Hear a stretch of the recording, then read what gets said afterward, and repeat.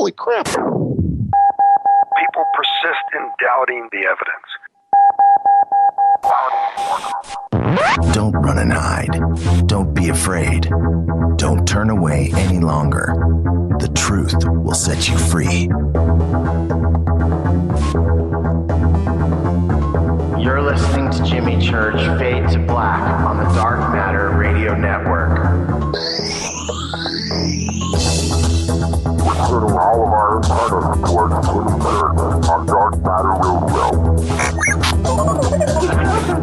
And now, your host, the captain of conspiracy, the prince of paranormal. This ain't your daddy's radio network show.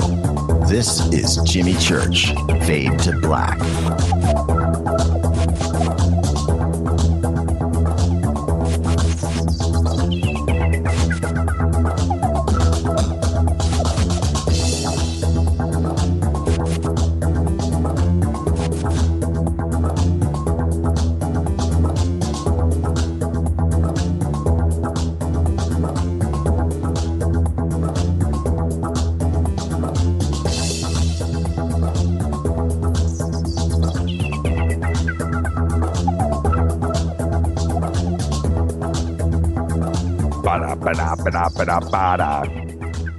Hey, oh, is this thing on? This thing on? Testing. Yeah. Thought I'd mess with you. How you doing, everybody? How you doing? Fade to Black, Bespoke Radio for the masses. Today's Tuesday, November 4th. 307 days into the new year. We are live from the JP Motorsports Studios right here in downtown Burbank, California for KJCR and the Dark Matter Radio Network. I am your oh-so-humble host, Jimmy Church. What is shaking, everybody? Big salute to the proud men and women in uniform all around the world, laying it out on the line for us. Defending that Constitution. Today, did you vote? Did everybody vote today? Did you get out and vote? Somebody said, I was watching Facebook today about how many men and women have died for our right to vote. Think about that. Did you vote? Podcast got updated. Let that out there today. Didn't get a chance to do it last night. We were still a little shaken up over the big news. All right. Podcast is updated. Got a little technical snag with the podcast. Something weird going on. But they've assured us they're looking into it. That's what they do. You get that form letter. Yeah, okay, we're checking it out. How you doing? How is everybody tonight? I'm in a great mood. Had a great day today. Got a bunch of stuff done. Had a problem yesterday. It was weird. Our phone system, the analog phone system, that we use here, went down yesterday. Went down. And so today we went out and replaced the phone system, and I got this shiny new, real phone, as opposed to the imposter that we've had in here. And the phone itself here is just it just sits there. There's a whole phone interface that plugs into that and so forth, but so we went low budget. Just didn't think it was a big deal. But no, it went down. It's kind of weird, too, because we went through two, actually, over the last year. I don't know what's up with that, but they just fried out. And so anyway, got a real phone. Got a hold button. It's got lights. It's pretty cool.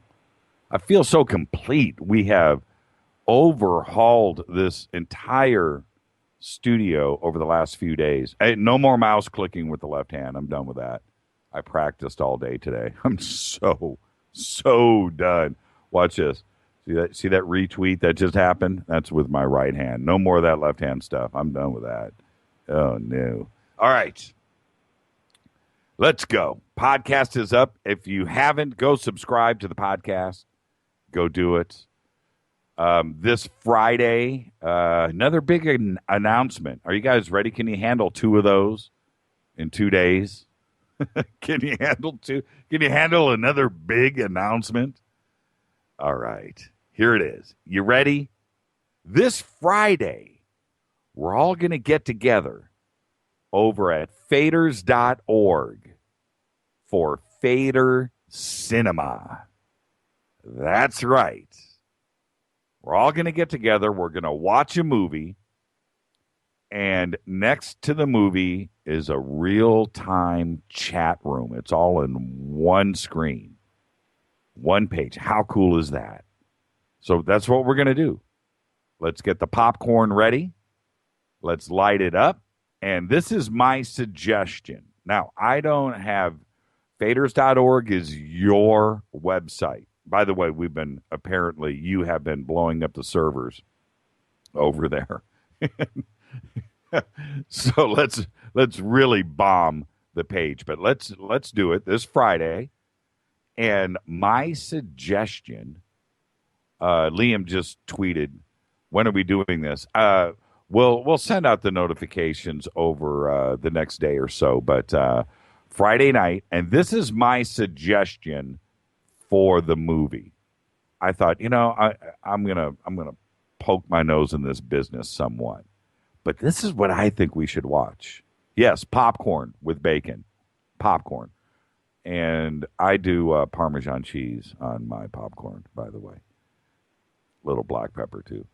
My suggestion for the movie is Primer.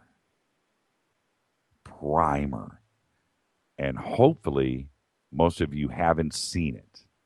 Primer is one of the coolest time travel movies ever. A Club Paradise, Ken Lipson. You know what?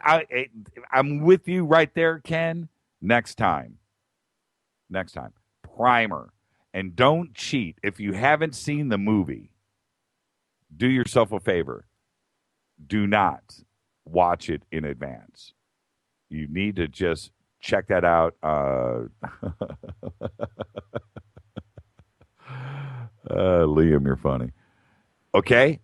That Primer, that movie was made for $7,000. The budget was $7,000. And it is a gem. It is a real flick. Shane Carruth, the writer, director, made a real movie. Hopefully they'll never remake it and let it just sit. Now, yes. So there you go. Okay, Primer. That's my suggestion. I'm just saying. I'm throwing that in the hat. If you guys have something else, I don't know. Let Method know. I don't know how he's got the the stuff set up there and how it can play and all of that. I don't know. I know that they've been testing the page all day today. I think it's ready to go. All right, so that's my choice, Primer. Primer is smoking. So let's all get together and hang out this Friday, eat some popcorn, chat, and hang out. All right? Oh, check this out. Nancy Burns has said, cool, I've seen it twice. Yes, it is an amazing movie. Okay, all right. Let's go. Let's get this one cracking. Just checked in with Gary Heseltine over in the UK. He is in the batter's box. He is ready to go. He's swinging. UFO Truth Magazine. I am excited about our guest tonight. And wait till you see what we've got lined up, by the way, for next week. Trying to top this week. Tried to top last week. That's what we're doing here. Man. Okay. Twitter. At JChurch Radio. That is what you want to do. At JChurch Radio. Hashtag DMRadioNet. Let's continue to clog up the Dark Matter Radio Twitter page. Let's blow those servers up over there. Okay. All right. My phone is on. The biggest rule in broadcasting, right? turn off your phone before you go on the air. Today, Matthew McConaughey is 45 years old. Yep. And Ralph Macchio is only 53. 53 years old. I was blown away by that. 53. Karate Kid, that movie came out. Yeah, that movie's 60 years old right there. How could Ralph only be 53? But he is. Now, for Twitter, okay, Lucy, okay, so let's light up Twitter here for a second. And I do want everybody's suggestions and let Method know. All right, let's see if we can get a consensus. I'd like to see Primer. I just want to expose Primer to everybody that hasn't seen it. Okay? All right, that's me. Twitter, right now, leaving True Detective out. Take True Detective off the page. What was Matthew McConaughey's best movie? And by the way, behave, because me like Matthew. Dude is no joke. Great actor. So leaving True Detective out, what's his best movie? What's his best movie? I've got it right here. If you want to know what his best movie is, I can tell you. Oh, Liam Boyle. Out of the gate, Dazed and Confused. Ken Lipson, Dazed and Confused. That's what I'm talking about. I love my theater knots. Method comes in. That's it, Dazed and Confused. See, we are all. That is why George Aruda. Yep. That is why. Texas Chainsaw. That is why Thelma and Louise. He wasn't in Thelma and Louise.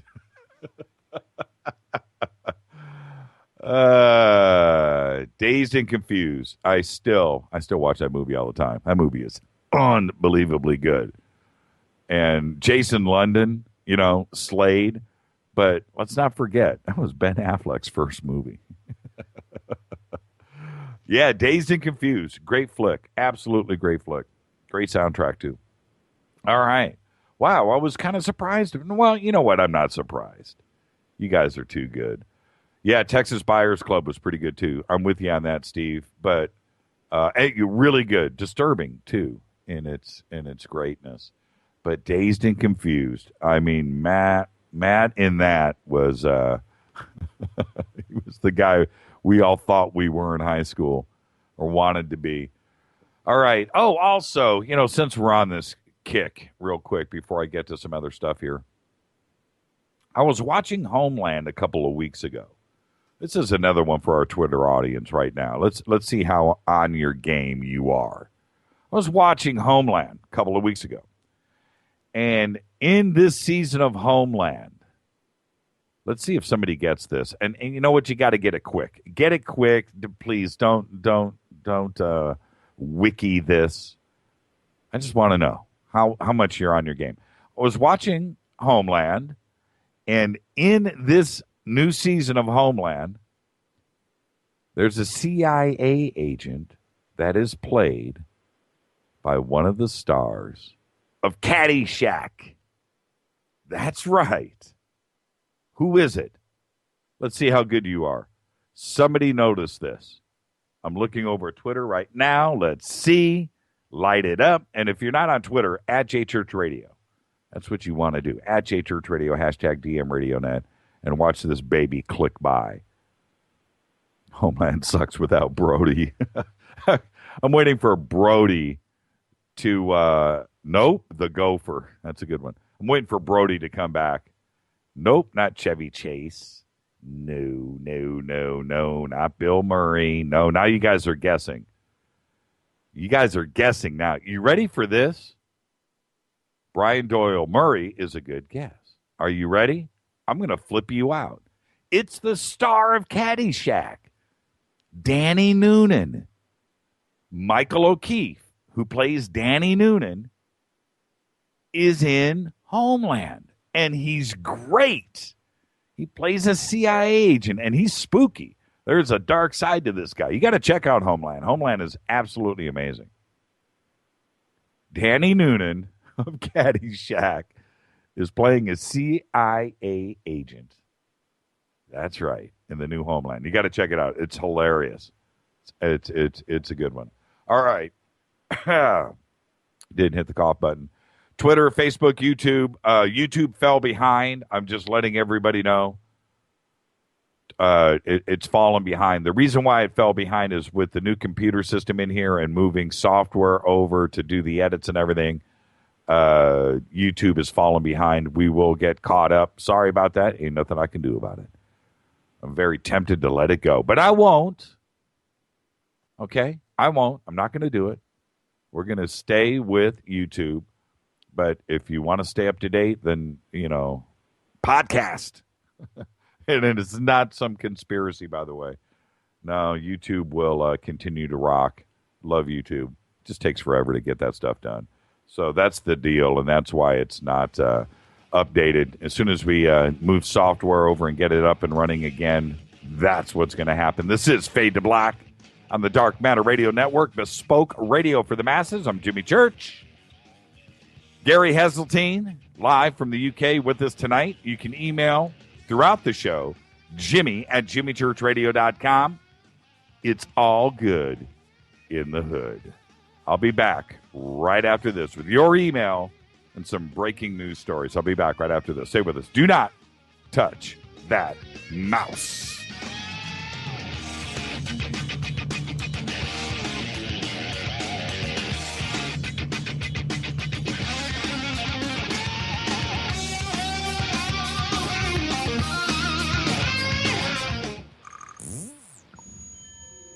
You're listening to Jimmy Church Fade to Black on the Dark Matter Radio Network.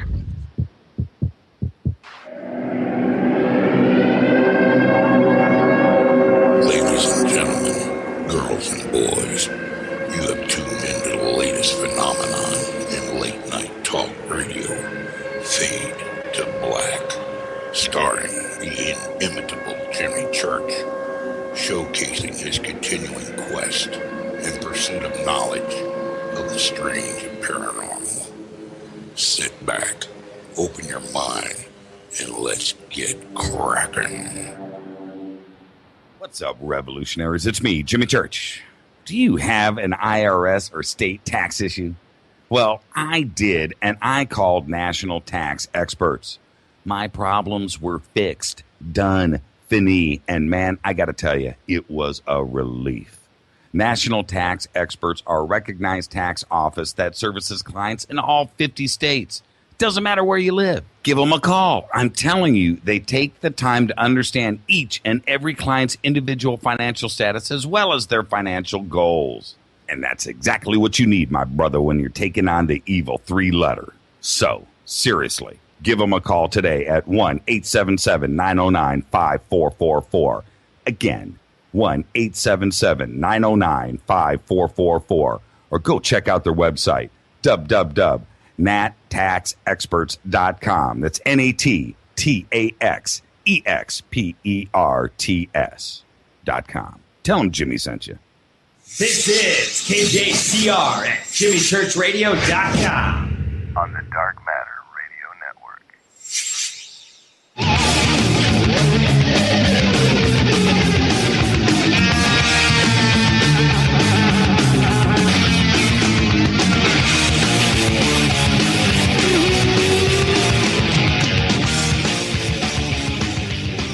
Got an email today. Keith did, from the real John Titor. I said, yeah, right. So I wrote him. John Thomas just tweeted that he's available. And I asked him the same thing that I asked the real John Titor today. Send me a picture of the top of your left hand. Because Teter knows what I'm talking about. And what would I see if you did it? There you go. That's it. That's it. That's it. And only I know. Well, me and his mom. It's that simple. What am I talking about? Well, there you go. There's no hints. Fade to black. Bespoke radio for the masses. I just love saying that. Email from Minnie Fang came in today, and he says, this is very interesting. Attached. Whoa, post this, please, on Twitter, if you would. This is very interesting. Attached are the waveforms of the recording from faders.org on the top. One of your shows from November 3rd, 2014, is at the bottom. Thank you, whoa. There it is. Notice in the top how there seems to be two waveforms inside the main visible one. Perhaps the largest overall wave pattern is a carrier wave for encrypted comms.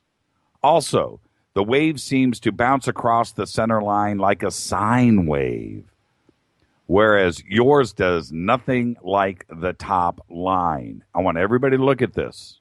Here, let me retweet with my right hand. There it is. Boom. Everybody should have just gotten it.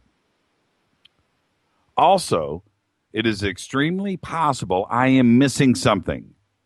Give this to whoever you feel the need to and get some expert opinions. Now, when you look at this, when you look at the waveform, I'm looking at it here. Now, what I want you to do, you can see there's two waveforms inside of this. You can blow it up and look at it yourself and check it out. You can see that there's apparently two waveforms. Now, I haven't grabbed the waveform myself. I do have some color analysis and some other things that I can do on it. And I will get to that, I promise. But there's something there. And I do agree. It looks like there is a waveform inside of the other. Very interesting. And thank you for that, Minnie Fang. I think you've stumbled upon something. I'm very curious.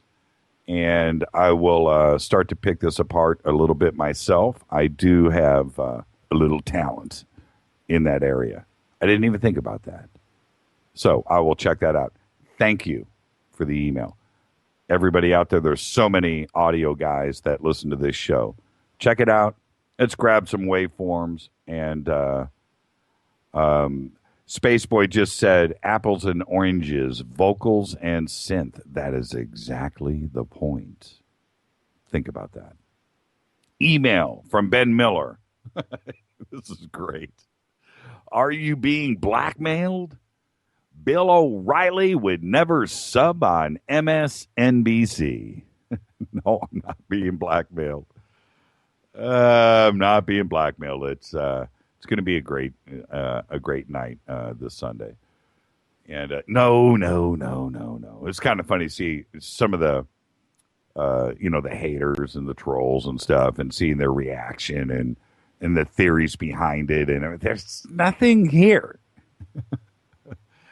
And the last I checked, I'm not any disinfo agent for the CIA, and I've missed those paychecks. There's nothing going on. It's just a fun show that we do here. Inquisitive, inquiring minds. That's it. We're going to go do that on Sunday night over on Coast to Coast. Okay, no big deal. Follow us on Twitter at JChurchRadio, by the way, and we'll keep it updated. And I will definitely be monitoring that Sunday night. I want to see the Fadernauts reaction. This email from Terry came in today, and I have a comment on this at the end. September 2014, Baltic Sea anomaly, latest news. The depth is 90 meters. The initial impact with the sea floor, the object broke into two pieces, one large, one smaller piece, almost identical in shape. The large piece left a 400-meter impact trail on the sea floor before it came to a stop. The smaller piece left a 600-meter impact trail on the sea floor before it came to a stop. Terry says, I'm not a physicist, but would be very interested in knowing what the speed of the object would have been for a debris trail like that. I know you have people to crunch those numbers. Very interesting email. And the reason why I wanted to comment on this, with the Malibu base and the Baltic Sea anomaly, there's some similarities here. What are the similarities? The similarities are that these things are under the water. The Baltic Sea anomaly has been going on now for a long time. A long time. We know they had ROVs down there. They've just sonar. They've been out there a few times. There's probably a boat above it right now as we speak. We know nothing. It's tough to do. It's not easy. You would think with the Baltic Sea anomaly and everything that they have done that we would know exactly what's going on, and we don't.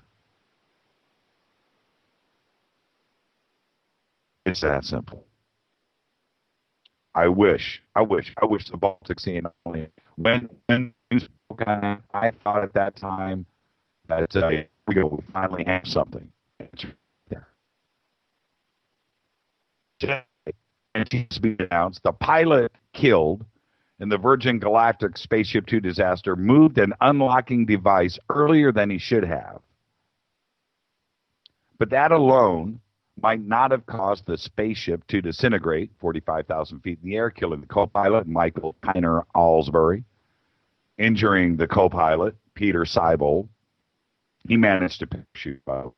While the National Transportation Safety Board said it is months and months away, that's from determining, it outlined two problems involving the spacecraft's feathering, a process used to slow the spacecraft down toward Earth. In order for feathering to start, two things have to happen. Someone has to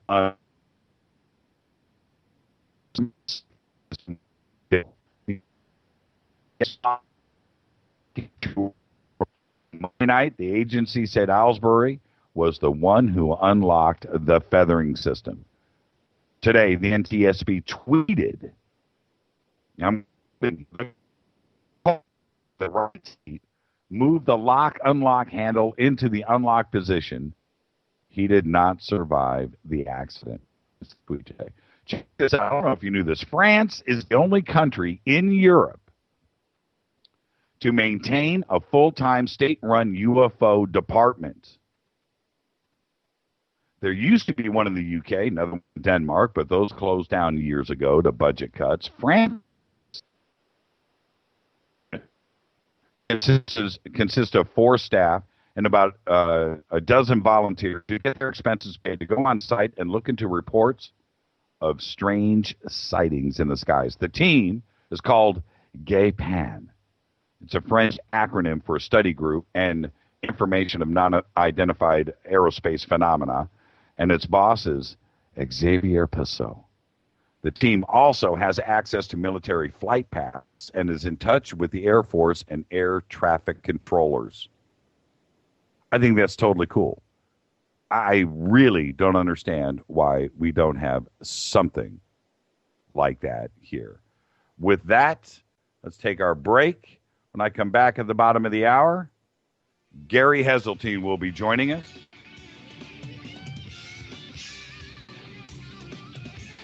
This is Fade to Black on the Dark Matter Radio Network. Audio is good, by the way. I'll be back right after this.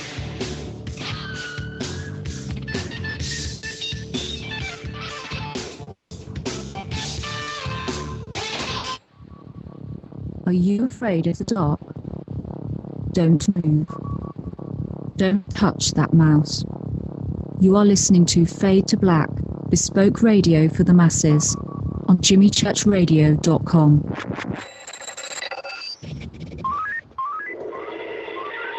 Way out here, we listen to Jimmy Church on the Dark Matter Radio Network. Dark Matter. Dark Matter, Dark Matter, Dark Matter. You're listening to Fade to Black on the Dark Matter Radio Network. Amigos, yo soy Mario Coronel Tiburón y los invito para que escuchen a mi buen amigo Jimmy Church Radio. Hoy Hi, I'm Reese Evans. You're listening to Jimmy Church. This is Revolution. The revolution will not be televised. The revolution is on radio. Ciao.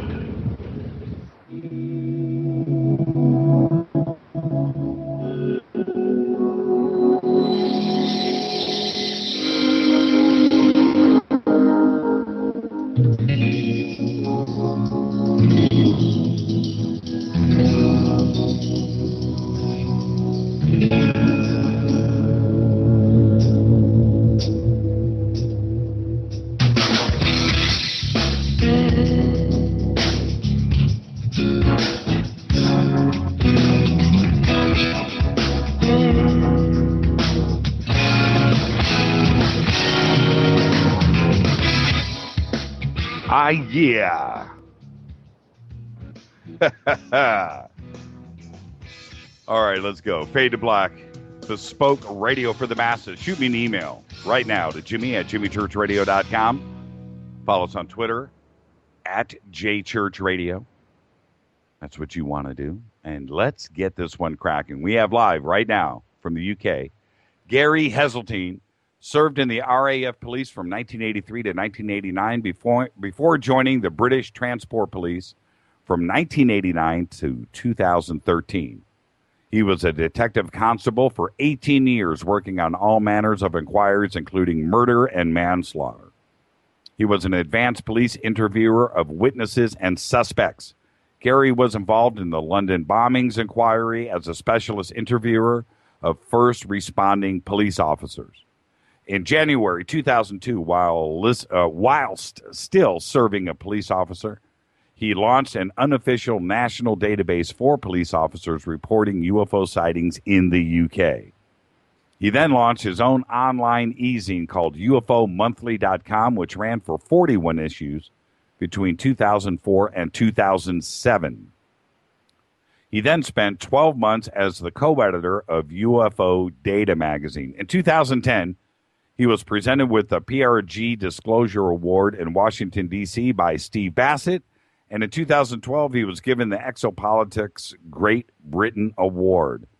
In March 2013, he retired from the police to launch UFO Truth magazine, a 96-page bi-monthly e-zine featuring many of the world's leading researchers, such as Richard Dolan, Steve Bassett, Robert Hastings, Grant Cameron, Peter Robbins, Tim Good, and Robert Salas. I would like to welcome live from the UK, Gary Heseltine. Gary, how are you tonight, sir?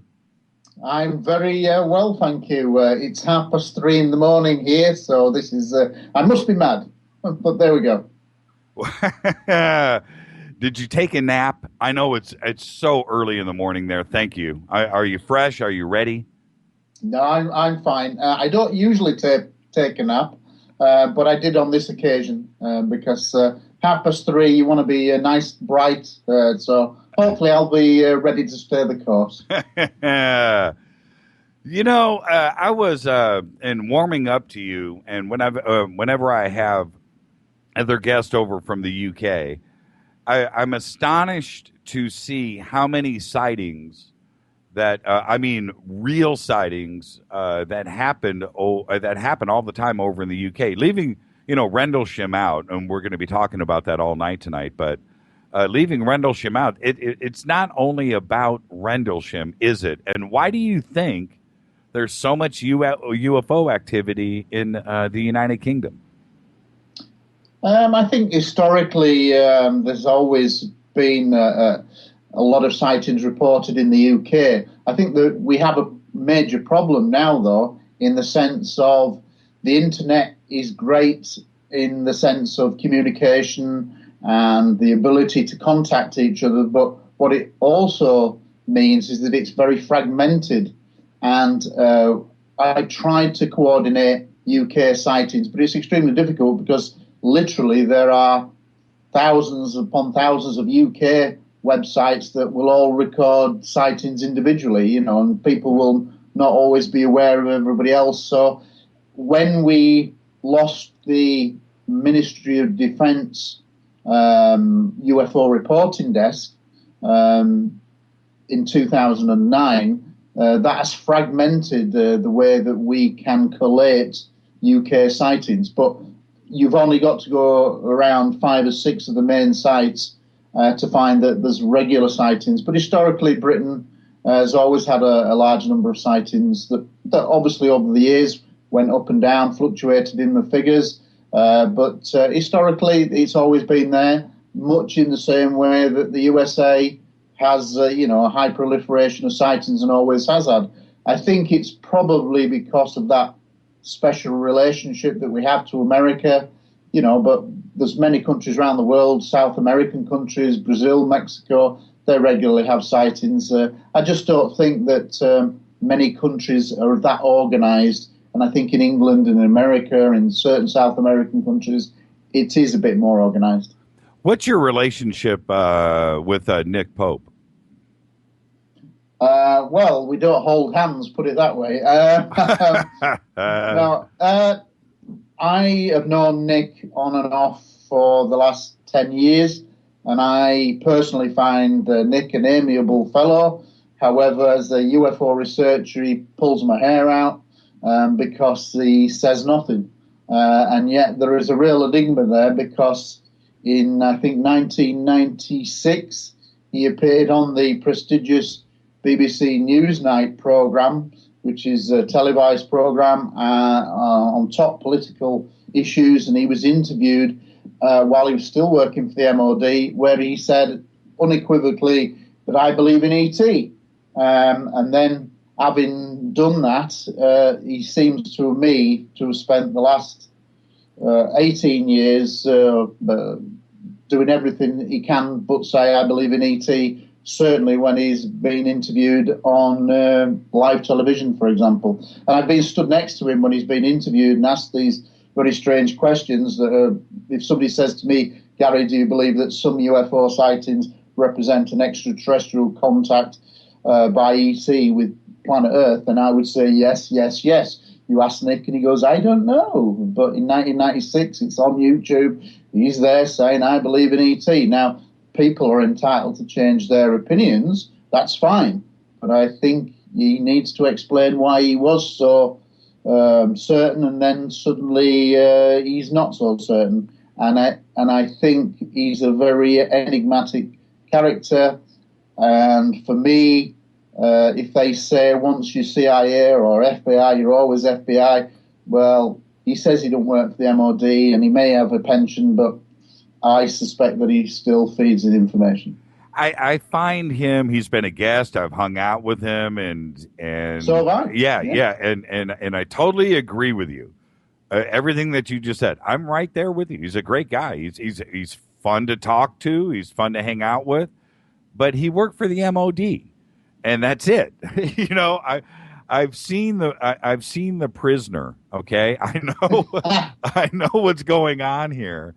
And well, it's this is not the right forum, but I do have some private thoughts, which maybe I'll discuss with you, but probably not on the air. No, let's go ahead, Gary. No, there's only a couple 100,000 people listening.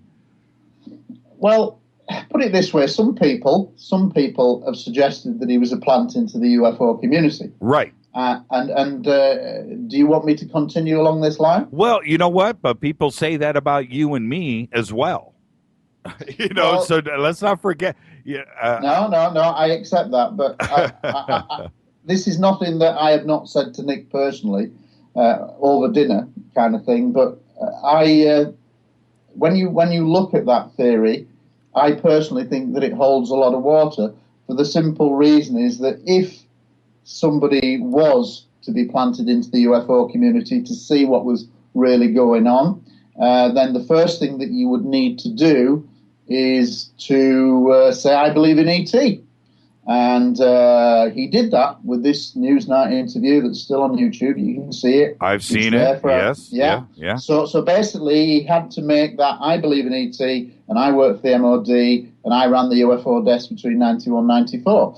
So first of all, that's the initial requirement. What would allow you to be welcomed by the UFO community worldwide? Well, you'd have to say, I believe in ET. Well, he does that, so then he is welcomed with open arms by the UFO community. He writes off 2 quick-fire books, a couple of science fiction books as well, and then he's well and truly at the echelons because the UFO community hold their hands up and say, hey, we've got somebody on the other side joining us. Hey, we've turned somebody, as it were. And so he's welcomed. And once he's in, then I think that having gained acceptance, you would then start feeding information back. And I personally think that's probably what he's done ever since. Let's talk about Rendlesham since we're talking about Mr. Pope. Obviously, the new book came out, which I have here. I've read it. Peter Robbins did his response in his book. I have it here, and I've had Peter on the show, as you know. Yeah. And I've talked to Larry Warren about this at length. I haven't gotten Larry on the show yet. I think he's into living a really good life out there. We talk about him coming on every single week, sometimes daily, and I haven't gotten Larry on yet. I look forward to that opportunity. I think the world of Larry. But I think he's probably listening. So. Yeah. Oh, I know he's listening. He's listening. So now we've had a little bit of movement with Rendlesham. John Burroughs. We've got the letter. We're going to talk about all that in just a second. But we probably have more interest in Rendlesham today than we've had for the last 20 years. There's certainly been an uptick on it. So what do you think about, well, I know what you think, but I'd like for you to share with the listeners. What do you think about Nick and John's new book? And where do you think Rendlesham is sitting today with the public? Okay, let's talk about Nick's new book. Now, I would say it is Nick's new book because when you read the book, there's very little of John and Jim in there, which is surprising when it's supposedly a collaboration. I've talked to John Burroughs, and he accepts that the majority of the book was led by Nick, and he signed on to that. So he doesn't have a problem with that. But I think in the end, for me, it was just a rehashing of the main details that we already knew, with basically just a chapter and a bit on John and Jim. I found it very curious when the issue of the binary codes came up in the book, and Nick was almost apologetic. It struck me in his writing that, we'll just let Jim talk about this, that's his thing kind of thing. And I found that a bit bizarre. I don't think the book is one of the best written on the subject. If you're talking about now moving to why Rendlesham seems to have been be higher thought of, I think it's just that there's always been an interest over the years, certainly in America, because it features the majority of U.S. Air Force personnel. So there was obviously a strong interest there. The Bentwaters incident, as it was referred to for many years. I think now it probably is on both sides of the sea, now referred to as the Rendlesham Forest incident, RFI perhaps. But essentially, it's an ongoing evolvement of the case, where I think we probably have maybe 70% of the jigsaw pieces. Right. I'm not sure we're ever going to have much more than that. It's very complicated, but when you strip away all the personalities involved, and there are strong personalities on all sides involved, you are left with an incredibly important case in ufology. And for me, and I've been saying it for a long time, is that it's arguably the best case in the world, and its implications are profound. What do I think Rendlesham was ultimately all about? I think what's often not said that should be said is the way that the Rendlesham case is set in its historical context. And it rarely is discussed, but it should be, because at the heart of it, this is the key. And for me, what you have to understand is why Suffolk, why Rendlesham in December 1980? Well, it's actually quite simple if you look at it geographically on a world-scale event. What was happening at the time? Well, first of all, you had the American hostage crisis going on, obviously Middle Eastern contacts, but more importantly was the rise of the Solidarność shipyard workers movement in Gdansk under Lech Wałęsa. Yep. And what it meant was that at the time, because the country was still under Soviet regime, the Soviet bloc, that hundreds of thousands of Russian Soviet troops were massing on the borders of Poland at the time of the Rendlesham Forest incident. Why do UFOs have an interest in Rendlesham, a little old Suffolk, sleepy old Suffolk? Simple, because there was more nuclear weapons at Bentwaters and Woodbridge than anywhere else in Europe, and they broke all the armament agreements, and that's why no senior officer will ever come on and say, yes, there were nuclear weapons there, because if they did that, then they really would have a political furore, because it broke all the armament agreements. So for me, if you condense everything about Rendlesham Forest, what this was UFOs doing a nuclear weapons check at a time of world crisis on a base that shouldn't have had nuclear weapons and was perhaps a destabilizing effect or a threat possibly to themselves. What do you think? And I'm going to jump back. Actually, let me jump back for a second. You had said the jigsaw puzzle, we're trying to put this together. We got about 70% of it. I have spoken to everybody involved in the case. They have either been guests on the show or I've talked to them privately. The only missing piece to the puzzle for me is Colonel Halt. He has declined, nice enough, I guess, but he's declined coming on this show. But I have gotten everybody to agree, and I think you know about this, I've gotten everybody to agree to sit down in one place and let's hash this out. Let's do a panel. I'll moderate it. Let's do it. I've got everybody to agree except for Halt. And I think that getting everybody in one place at one time, finally, getting you out here as well and Peter Robbins,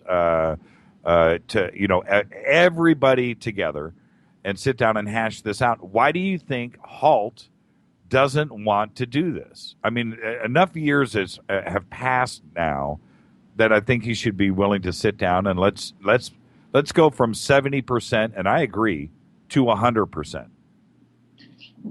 To be honest, I don't think even if Colonel Halt did sit down, that we'd ever get to the 100%, because I think based on what we already know, and everybody's perceptions are slightly different. You've only got to look at the perception that John Burroughs had of the craft, where he saw lights without the set structure that Jim Penniston did. So there's slight conflicts all the way along. So I don't think you're ever going to have that 100%. But I agree that in principle, absolutely everybody who's connected, even peripherally, right, to this case, including civilian witnesses at the time, they should all be brought into a big room, and it should all be done properly, and everybody should have had their statements taken separately, and there'd be a major investigation. You could do it now. The only problem is to get everybody into that room would cost a lot of money geographically, but it could be done. In theory, it could be done. And really, in fact, when I first met John Burroughs in 2010, we actually shared, I'll say, a large bedroom, different beds, but we shared a large bedroom in a hotel. And we talked incessantly about the case. And I said at the time, basically, because he hinted that he knows he's in contact with other witnesses, because he's obviously been pursuing his own investigations for a long time. There's a lot of people on the periphery who won't come forward. Perhaps they might, if there were congressional hearings, etc., swear on the oath, then they might. But I said basically, everybody should get under one roof. It should be organized, coordinated, and we get down to the bottom of what's this, the whole case. I suspect that's never going to happen because of the logistics and the money it would take. But in theory, it should be done. Now, your radio show, where you've just said that you've had all the main people involved on and have all spoken, except Holt, well, you're going to have to ask Colonel Holt on that. In theory, he should come on because, he's got a major part. And Colonel Holt, as people know, I've had a good rapport with Colonel Holt. Having met him in December 2007 for the first time. I always found him very affable, very quick to respond, because most of our communication was email questions to and fro. That I went away for 4 months, having met him and researched the case, and then went back to him, and then I started firing questions off to him via email, and he would respond with the time difference, within a few hours. That was the case for many times, for a long time. I found him fine, but I know that there is a lot of frustrations that people do have with him, but those are really matters for him. But what I would say is that I do suspect that he does know more, although he's never elaborated much more than that to me. But I think personally that he has things, shall we say, in his locker for a rainy day that, if necessary, he could produce that would, I think, have some influence. But you best really ask him. But yes, in theory, it's a great idea to get everybody around the table and talk about this. I know that John Burroughs finds Colonel Holt very frustrating, as does Larry Warren at times. And, over the years, there seems to have been a lot of politics, for want of a better word, involved. Right. Sometimes people are having a good relationship with certain players, and then later on people are falling out. And really, I don't quite ever understand why it should be like that, because I think what everybody should acknowledge is, no matter what part you played, if indeed you were on shift, peripheral, engaged big time, you are all part of the same incident. And once you recognize that you're all part of it, then really the barriers should come down and you should really go forward working together collectively. Now, it seems to me that over the years, for whatever reasons, that has not been the case. And that's what probably stops us getting another 10% coordinated. I think, and this is how I feel. I don't know for sure, but this is how I feel about it. I think that Nick is holding back. I think that Nick knows something, and it wasn't in the book. The book didn't, his new book didn't move anything forward. It was certainly a good, everything was documented, but there wasn't any breaking news. The breaking news could have been the opposite. Maybe he could have said it wasn't a UFO. We know this as a fact. It was a United States drone, whatever. It could have been anything. He could have exposed something, but he didn't. There was nothing new there. And also with Holt, I think that him and I think both Holt and Nick both know something, and they both know the same thing, and that's part of the key. Of moving forward is revealing what these two guys know, and I just wish that they would come off of it. And I don't think if Nick's pension, could it be really that great that his pension is in danger? It can't be that much money. Well, I know for a fact that there are things that aren't in the public domain that should be. For example, I recently met up with Nick and many other researchers for a documentary series in Toronto, and we were at the same hotel. We had a drink with other researchers. Later on at the bar, Nick just happened to say, I'm off to meet General Williams, the General Williams from Rendlesham. And I said, I bet he's got a story to tell about what's really going on with the case. And he kind of smiled and he said, well, I said, he'll never go on the record now. And he said, "Oh, you never know, he might do." And I said, "No, he's out of it. He's not going to risk anything now, but he certainly knows a lot more." And it's the kind of knowing looks when you see people, and I'm pretty good at body language, that, there's a lot more that they've. He said that once he'd spent time with him before, once a few years ago. So, I mean, what an interesting tie-up there. And I'm sure the subject of Rendlesham came up, and I'm pretty certain that Colonel Williams revealed a lot more to him than he does to anybody else. So Larry, in the last month, certainly stirred the pot, which he's really good at doing, by the way. I love Larry for that. Tell us about the letter in the envelope. Well, it's quite a convoluted tale, but condensing it is, obviously I've met Larry 7 or 8 years ago. Once I began my police research, I met him at a conference, and again I met him in 2010 for the Laughlin conference, the last one at Laughlin. We were on the same flight, and we spent time, and we ended up, I took part in his lecture because he asked me to, and so I got to know him a little bit more, and then when I retired, from the police, I set up UFO Truth magazine. That's why I retired early. And we had the first magazine conference, and I asked him to be co-host. We've subsequently had a second conference. He's again being co-host. So he's been coming to where I live, so we've spent more time. And in that process from 2013, when I retired, we've had many conversations on the phone and obviously met on several occasions. And I knew of the existence of the letter because it's in Left at Eastgate, but I can't remember quite how it happened, but we were just chatting, and he said, "Yeah, I've still got the letter." And I said, "Sorry?" And he said, yeah, my mum kept all the letters, like, probably a lot of mothers do, from their children who were serving overseas in the forces, and she'd later given them back to him as a bundle, including the letter that he spoke about. And I said, "Well, you've still got the original letter?" He said, "Yeah, I've got the envelope as well." I said, "You've got the original letter with the original envelope?" He says, "Yeah." I said, "Well, I'd like to see that," because this got my mind ticking in the sense of my police background as a piece of what we call documentary evidence. Documentary evidence in court is anything written, and this would be an original documentary evidence record about references to Rendlesham.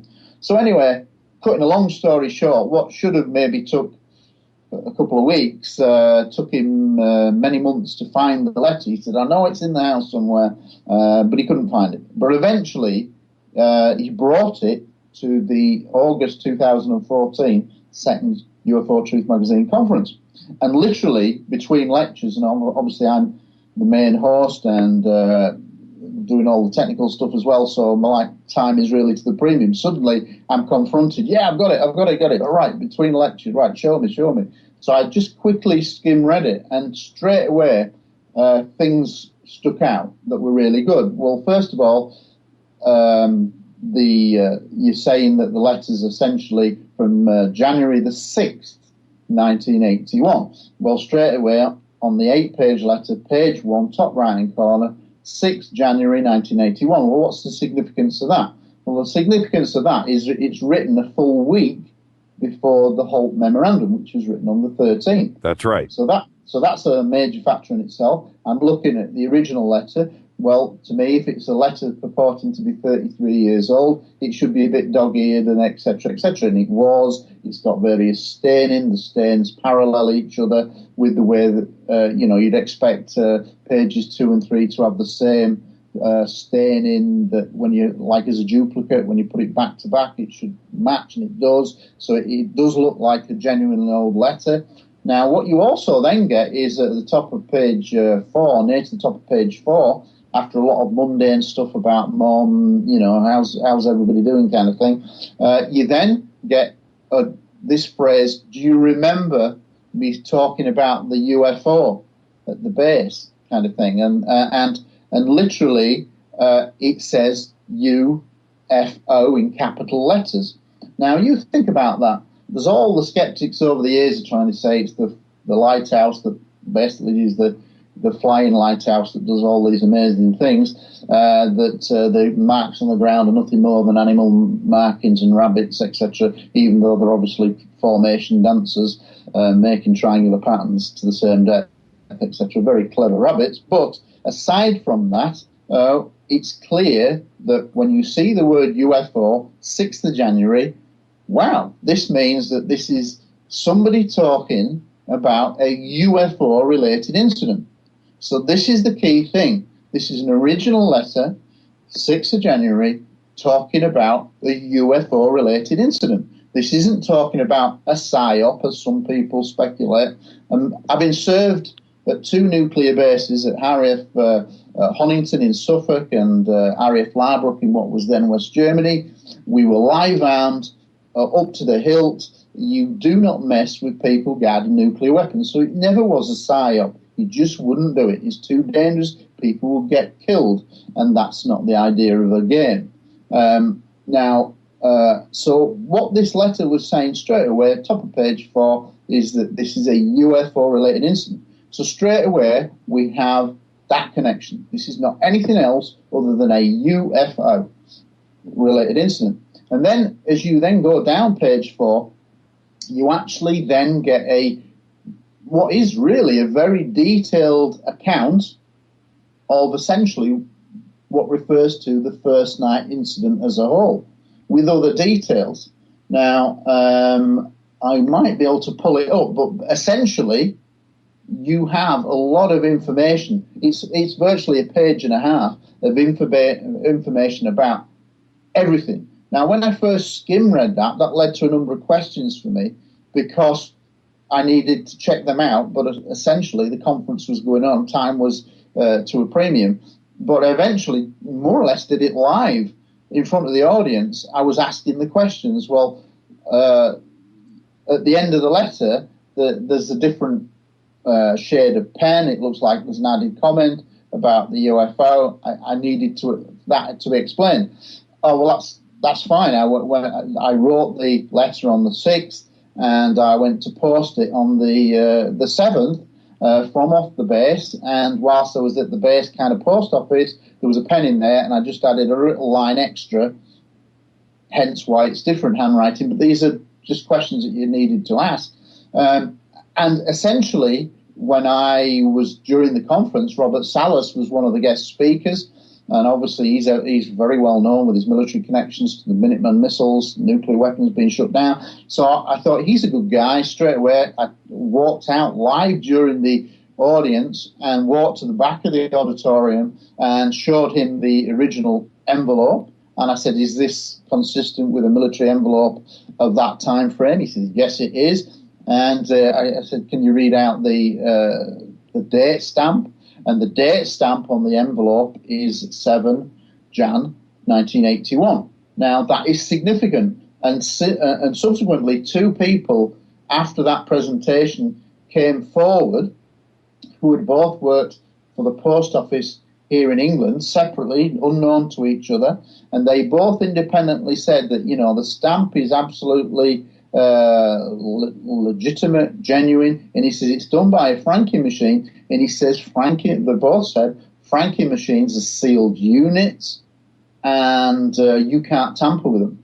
So straight away you've got a letter inside that appears to be of the right age, dog-eared, etc. It's an original letter mentioning the word UFO. It then contains quite a detailed account about the first night incident. But one of the questions that I needed to ask was, well, how do you know all this? Because Larry is not talking about his account. He's essentially talking about the first night. And he said, for many years, I believed everything that had happened to me was all on one night. What did he mean by that? What he meant was that he obviously got involved in what we now know is the third night. Right. Same as Holt's night. John and Jim were essentially the first night. And then you've got Lieutenant Bonnie Tamplin, much less well known, on the second night. So the first night, John and Jim. Second night, Bonnie Tamplin, Laurie Bowen. And then third night, you essentially have Holt leaving the Christmas party, going out with his team. They see a UFO, follow it, etc., etc. And then Larry Warren's Capel Green. Essentially 3 nights of back-to-back UFO activity. But for many years, he believed that what he got involved in, i.e. the third night, was everything had all happened on one night. And what he meant by that was, I said, well, where did you get this information? Essentially about a landing in the forest, the estimates of the size of the craft, right, which are consistent with what John and Jim had said. And basically, he said, well, that was given to me after I'd been involved in my first debriefing, where he was told about something that happened. But he believed that what happened to John and Jim had also happened to earlier in the night, as it were, from his point of view. And it was only later that he realized, over several years, that there'd actually been more than one night and more than one shift involved. So essentially, the information that he relayed in the letter, written the 6th of January, is information he received after he'd been involved and was given a debriefing. Because otherwise, how could he have known those details? Did Larry sign a debriefing document like Burroughs and Peniston?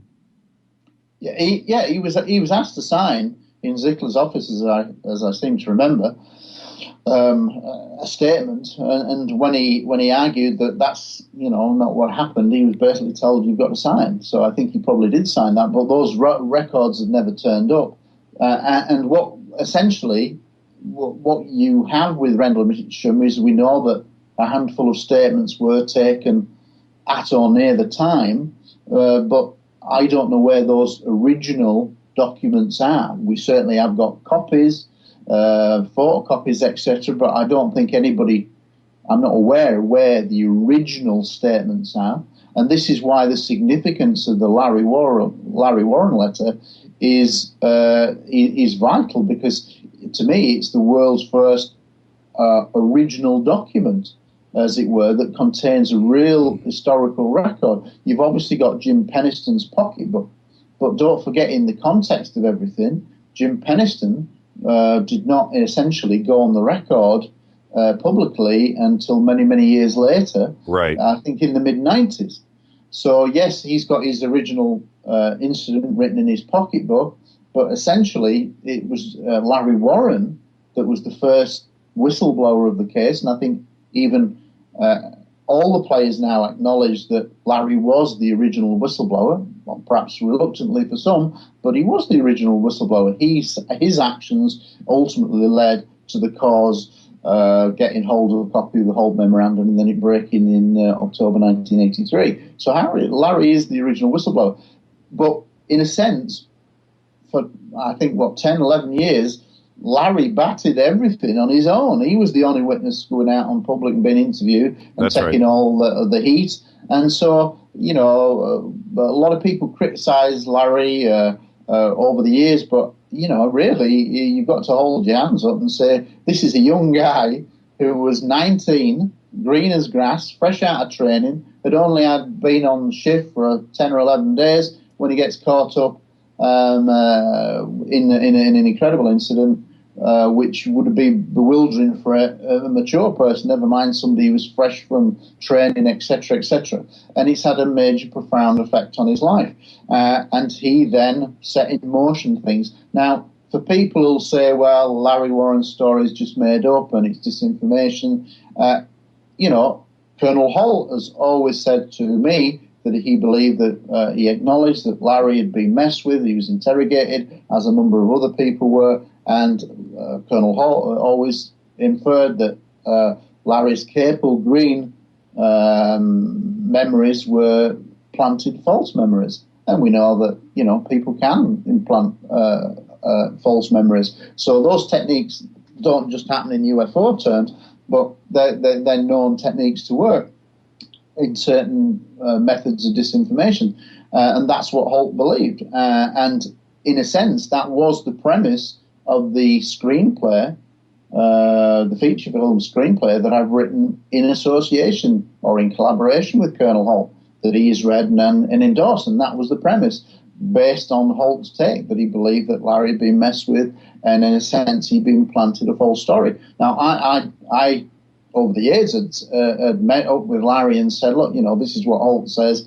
I says, can you say for certain, having been interrogated, for want of a better word, that what you say at Capel Green actually happened? And he said, I believe it, but I have to accept that I was messed with. But from my point of view, it happened. And let me stop you right there really quick, Gary. That's a very important point. Colonel Holt has said to you personally that he feels that Larry could have been or was messed with planted memories. I want to make this very clear. I want to make this very clear. Yeah, that is Colonel Holt's take on it. Larry was messed with and was planted with false information, the Capel Green scenario. However, what I personally find, and as I've tried to do with all the people involved over the years when I've had communication with them, is, I'm, it's corny, but I'm just after the truth. And really, I'm not trying to take sides on anyone's side. I'm just trying to get to the bottom of the truth with any influence I have as an ex-detective to try to question and elicit the truth. And so from my point of view, I am happy to talk to all of the main people involved to try to move the thing forward, because I think, like I said earlier, we should be collectively getting together and getting round the same table and kind of accepting that we're all involved, kind of thing, or that these people who were involved are all witnesses, are all parts of it, and really just sit down and talk. So that's my point of view. So I don't take any particular sides. So in the course of time, obviously Larry Warren lives in England, and as I say, I've got to know him more. Right. And having been that advanced interviewer and good at psychological body language, etc., I've always found personally Larry Warren very persuasive. Exactly. And one of the I want to jump in here because you are an investigator. You work for the police department for nearly over a couple of decades. But with the one thing about Larry Warren, to me as a man, out of respect, the one thing that Larry says is, if you don't believe me, I don't care. I don't care. It happened, and that's it. And it could, and I believe Larry. And when you make statements like that, that to me speaks volumes. And when you're talking about body language and the way somebody speaks with Larry, that to me is the most positive thing about Larry. So when you're talking to him, could those when you're looking for body language, could those memory, the messing that they did with Larry, could it have been that good that Larry is so steadfast in his belief that the messing that they did with him, is it that strong? Is it really that good?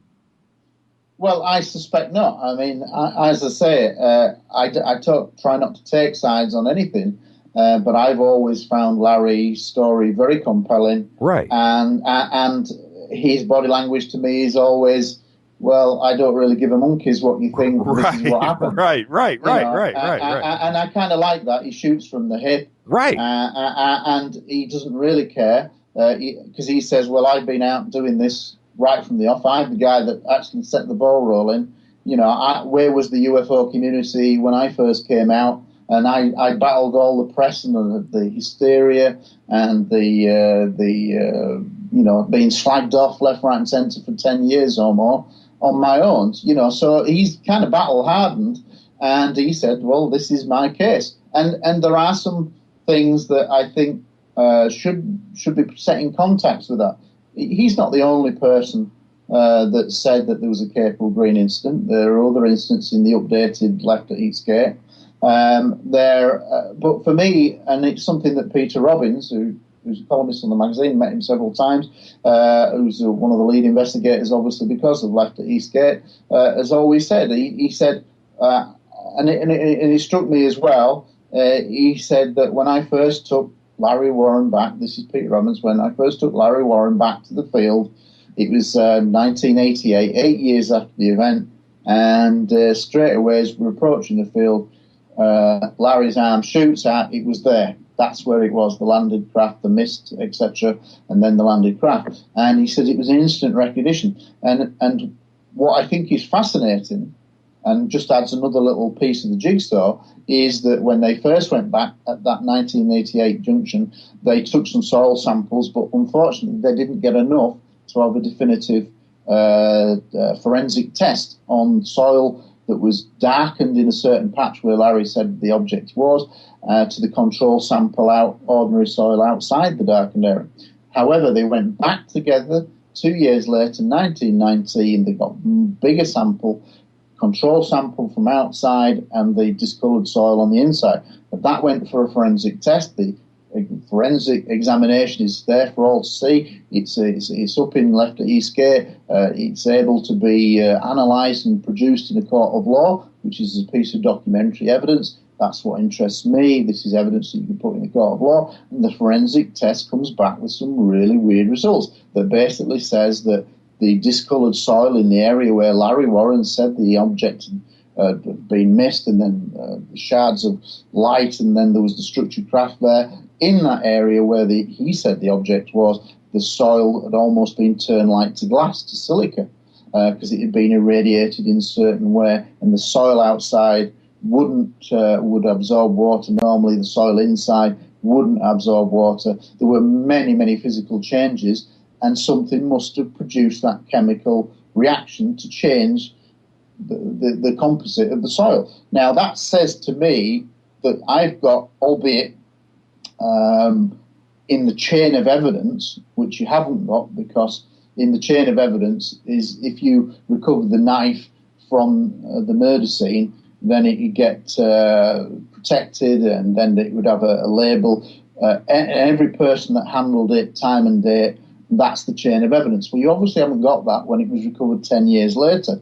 But nevertheless, what you have is this physical anomalies to the soil that are absolutely weird, that can't just happen. Something extremely strange happened on the spot where Larry Warren instantly said that's where it happened. So it's a factor, it's another piece of the jigsaw, but to me it supports the fact that something happened very strange in that field. Unfortunately, you can't have the full chain of evidence from the time of the incident up until to the time that the soil was recovered.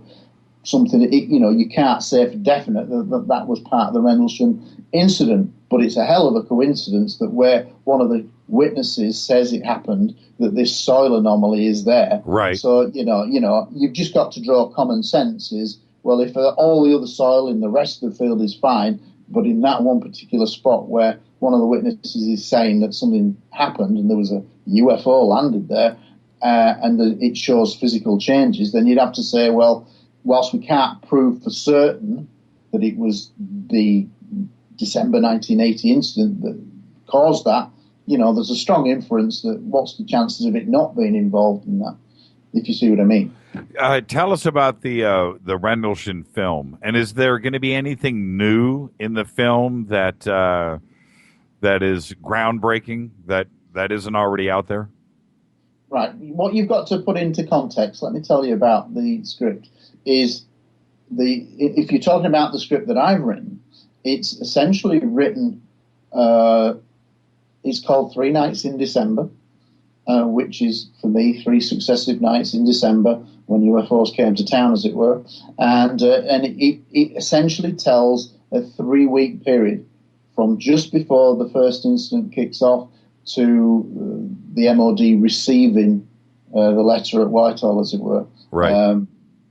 That Holt had written, the Holt Memorandum. So it essentially covers that 3-week period. And it's based essentially on the real timeline, with 80% of it being truth, with some artistic license in terms of binding the script together.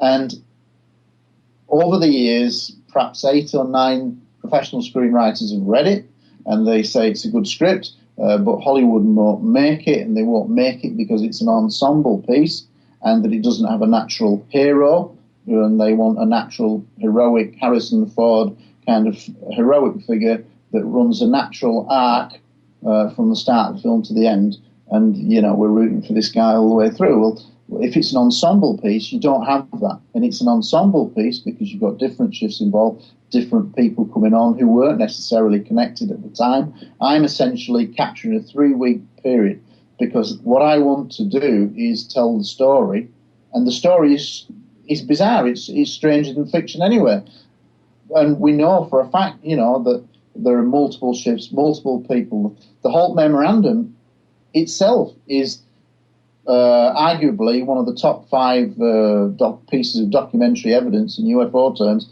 worldwide, simply because although it's only a 1-page memorandum, a précis to what he expected, or what Holt has always said is he expected a major investigation that he says never happened, then essentially that 1 page, 3 paragraphs, first paragraph says there was a triangular object in the forest that left ground depressions, which is the second paragraph, talks about the physical ground trace evidence, which again is important. And then third, which for me is the key paragraph, which might be different to what some people think the first night the triangular landed object, but for me it's the third paragraph, simply because the third paragraph, Holt says that he gets involved personally and he sees essentially multiple UFOs himself, and he puts pen to paper, and somebody who was then a lieutenant colonel, deputy base commander of what was a nuclear facility, for him to put pen to paper and sign, saw UFOs myself,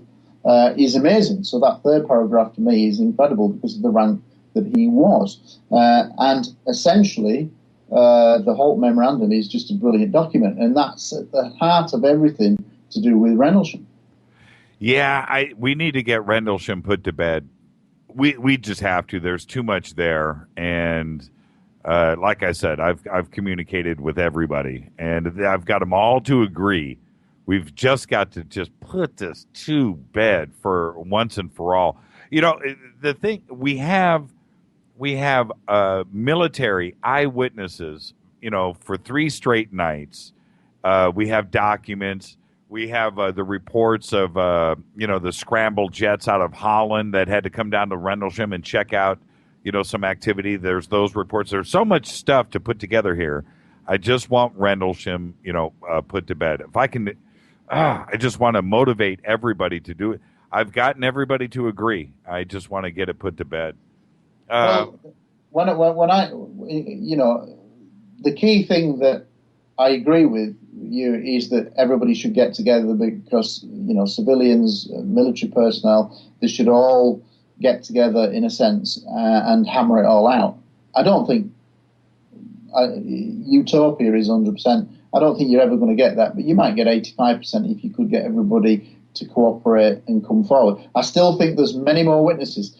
For example, from when I worked on nuclear bases, the weapons storage area that in the UK you call a supplementary storage area, an SSA, not a WSA. That's the difference between the RAF term and American terminology. ST-814 duties was nuclear weapons protection, which is what I did, ST-814. Nobody ever mentions that, but essentially it's all doing the same thing. We're all doing the same job. But on the weapons storage area, and I did it at 2 of the bases that I served on, there's at least 2 guys walking around who are a response team, live armed, in the site.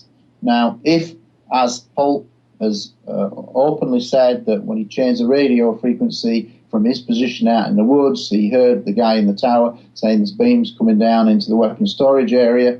Now, if that is indeed true, then there's at least 2 witnesses on the weapons storage area who were walking around, 2 witnesses who would have seen beams coming down into the bunkers, if this is true, which I believe it is, and they've never been identified, but they're out there. Yeah, absolutely. Absolutely. And I know that there's at least 2 that have never ever been mentioned. And when I first met Holt, we went up, I said, look, we must go up to the tower, the 80-foot tower on the weapons storage area, and we went up there to do some filming. And before the documentary film crew came up, I recorded a clip with Holt personally on my own video camera which is up on the magazine website, on the YouTube channel, where basically I asked him this question, and he says, yeah, I've been in contact with a guy who's up in the tower, and he said that there were many more witnesses, including people on the ground, and he's referring to these guys walking around the weapons storage area, because their remit was just walk around, and if you saw anything, then you raise the alarm. So they were a foot patrol that was walking around, and that weapons storage area is actually a very small one. I worked on a much larger one in Tonington, but the one that I worked on in West Germany, RAF Larbruck, is identical in shape and design to the one at Bentwater. So I know the site, essentially,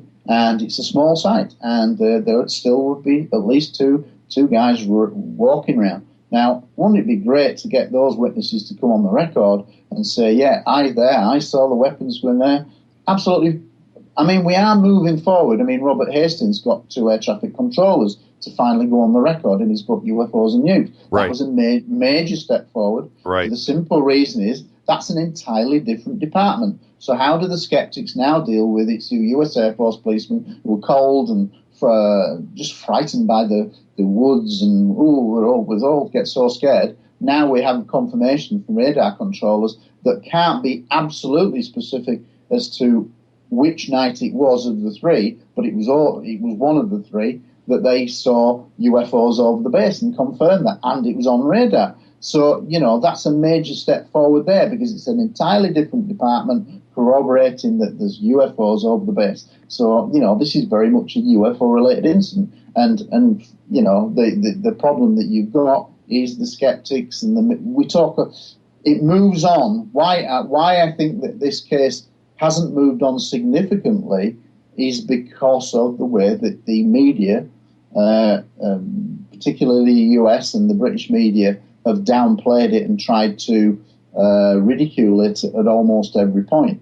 And that, of course, that effect, which has been ongoing for 60-odd years since the Robertson panel, where we've got to engage with the media and do the subject down, strip UFOs or flying saucers of the Aurora, we've got to dumb it down. That policy has worked tremendously well. And that policy has meant that what would be good witnesses haven't come forward because they fear ridicule or a media, just being held up as an idiot in the media. Nobody wants to have their reputation tarnished and be subjected to media ridicule or a risk to their careers that they've got now.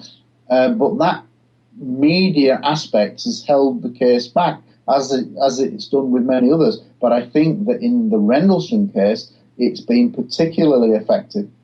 Bruce England, Lieutenant Bruce England is a key player on the third night with Hull. I think he's involved earlier in some degree, but he's never gone on the record. Lieutenant Bonnie Tamplin, she's involved in the second night. She's the shift commander. She gets involved in an incident which we know has happened to her because of other people going on the record, like Laurie Bowen, who confirm hearing the audio of her screaming, and Colonel Holt to me straight away said, yeah, he heard straight away that something had happened to her during the shift that had affected her so much that she'd had to go sick. So we know that the second night occurs, but she's never gone on the record. Now, what would make these people go on the record? Well, as in the current climate, in terms of the way the media treat the subject, you wouldn't want to really come forward and risk all the ridicule and being hounded by the media.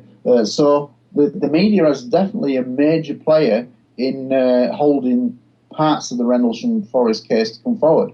And I think that should be remembered. Absolutely. Let's take a quick break. When we come back, I'd like to talk about Richard D. Hall and some of the work he's doing out there. Yeah, okay. Absolutely. This is Fade to Black on the Dark Matter Radio Network. We are talking with Gary Heseltine live from the UK. Shoot me an email right now to jimmy@jimmychurchradio.com. We'll be back right after this. Stay with us. Hi everybody, this is Rob Halford, the Metal God on jimmychurchradio.com. What's up? My name's Brian Taylor, Ninja Badass Extraordinaire, and this is jimmychurchradio.com. JJCR, in your face. JimmyChurchRadio.com on the Dark Matter Radio Network.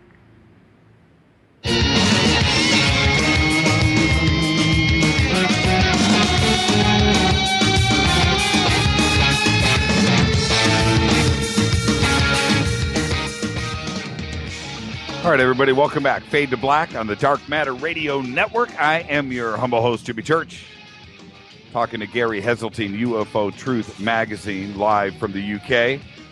Just covered Rendlesham. I want to move on. Gary, are you still with us? Yeah, I'm still with you. Okay. Richard D. Hall, you've got a lot of really great researchers out there. I've watched so much of what Richard has put out there.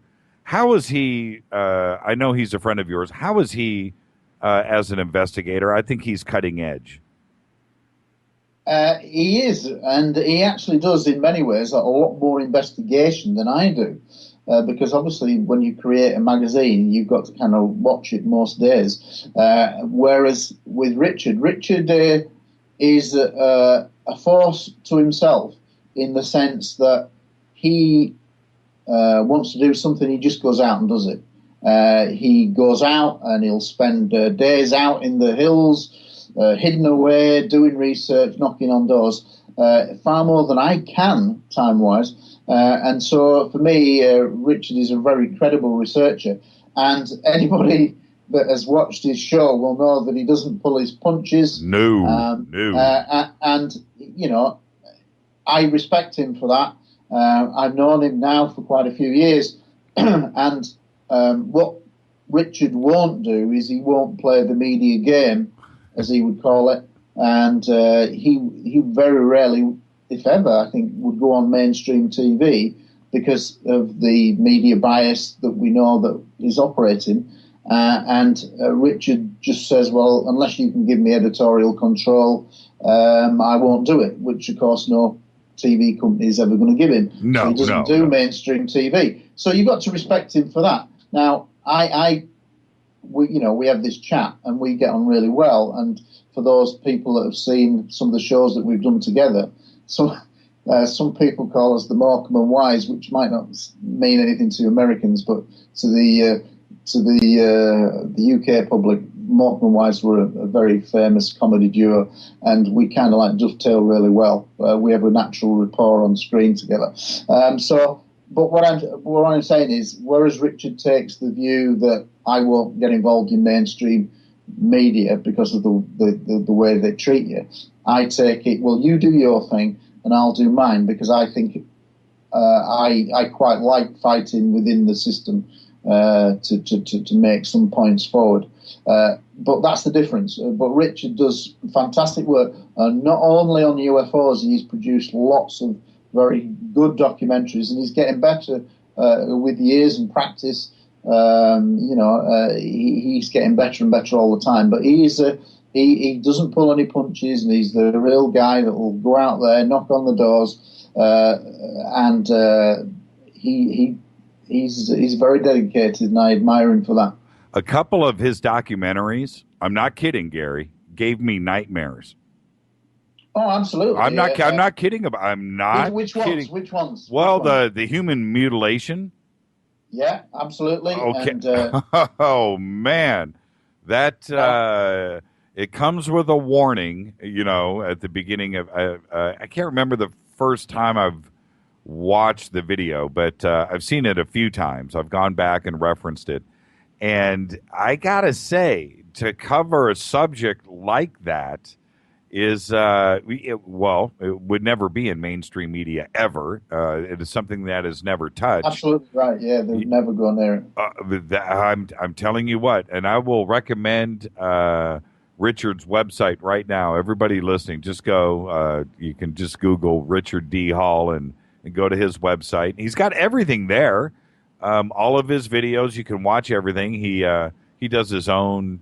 I guess you would call it a show. Yeah, I would call it a show. Yeah. I would call it a show. And it's great. And somehow he pulls it off. I don't know what kind of budget he runs with, but Richard's stuff is compelling. And he's really, really, really good. Your point being, he he doesn't care what people think, you know, and that's what's most important. He is just going to put it all out there for us.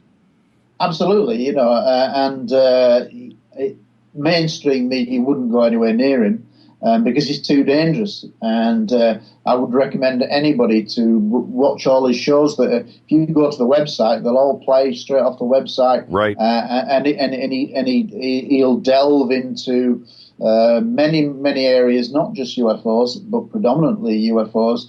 But you know, there's a lot of fascinating documentaries. And when we talk about human mutilations, I think it's telling that a lot of researchers, even within the UFO subject, won't even talk about it on the air. And you've got to ask yourself, why not?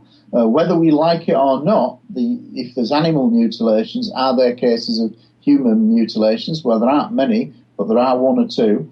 And he's researching a case with a guy who he is now absolutely convinced it was Special Forces, that's saying that he was involved in an elite team that recovered human mutilation cases. Now, do I think that that's real? I think absolutely. Let's stop right there, because the audience is definitely wondering what we're talking about, and it's not out in the mainstream. It's not something that's talked about often. But take us through the Special Forces case really quick. Well, let's put most of your audience, I would have thought, if they follow the UFO subject, will be familiar with the animal mutilations all around the world, where animals have their jaw strip taken, their reproductive organs taken away, that kind of thing. There are very telltale signs, usually no blood loss.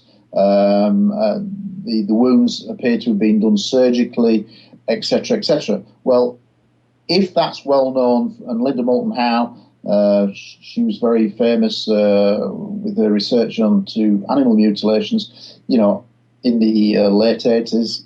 When we talk about human mutilations, we're referring to cases that exhibit the same kind of jaw strip marks, organs removed in a certain way, no blood loss, that kind of thing. Now, that's very rarely ever broadcast, ever, no matter whether it's UFO-related stations or mainstream. Nobody would go near that mainstream or in the press. Now, what Richard D. Hall has is he has been approached by somebody who purported to be an ex-member of the Special Forces in the UK, and who told him that basically he had at some point photographs of people that had been mutilated, and he referred to various cases. And Richard D. Hall researched this guy for a long time, didn't put anything in terms of documentary until he was happy that he was a genuine person who he purported to be, and he got that verified by a number of sources, which obviously you can't talk about, but he was convinced that his sources were genuine, and that this guy was who he said he was. And basically the guy just said he worked in the Special Forces for the military, and that on various occasions he'd been part of what would be a retrieval type cleanup team to when bodies were found that were found in a certain way with certain identifiable kind of injuries that weren't murder or predator, that kind of thing, with specific set of injuries that were very common in relations to animal mutilations. And basically, he spent a lot of time sussing this guy out. He conferred, Richard D. Hall did confer with me, and I've heard the audio tapes with the guy and questioned him at length about, can you verify this, that, and the other. And I'm happy that the guy is corroborated to the point where then Rich made his film, and he made the film Human Mutilations and NATO, basically saying that there's a covert team, a response team, and that these mutilations, whilst not widespread, do occur. And when bodies are found, the retrieval team will come in, the specialist team will come in and clear it all up, and basically everybody's none the wiser. It's an extraordinary video. It's an extraordinary documentary. It's absolutely. You see, its implications are terrifying.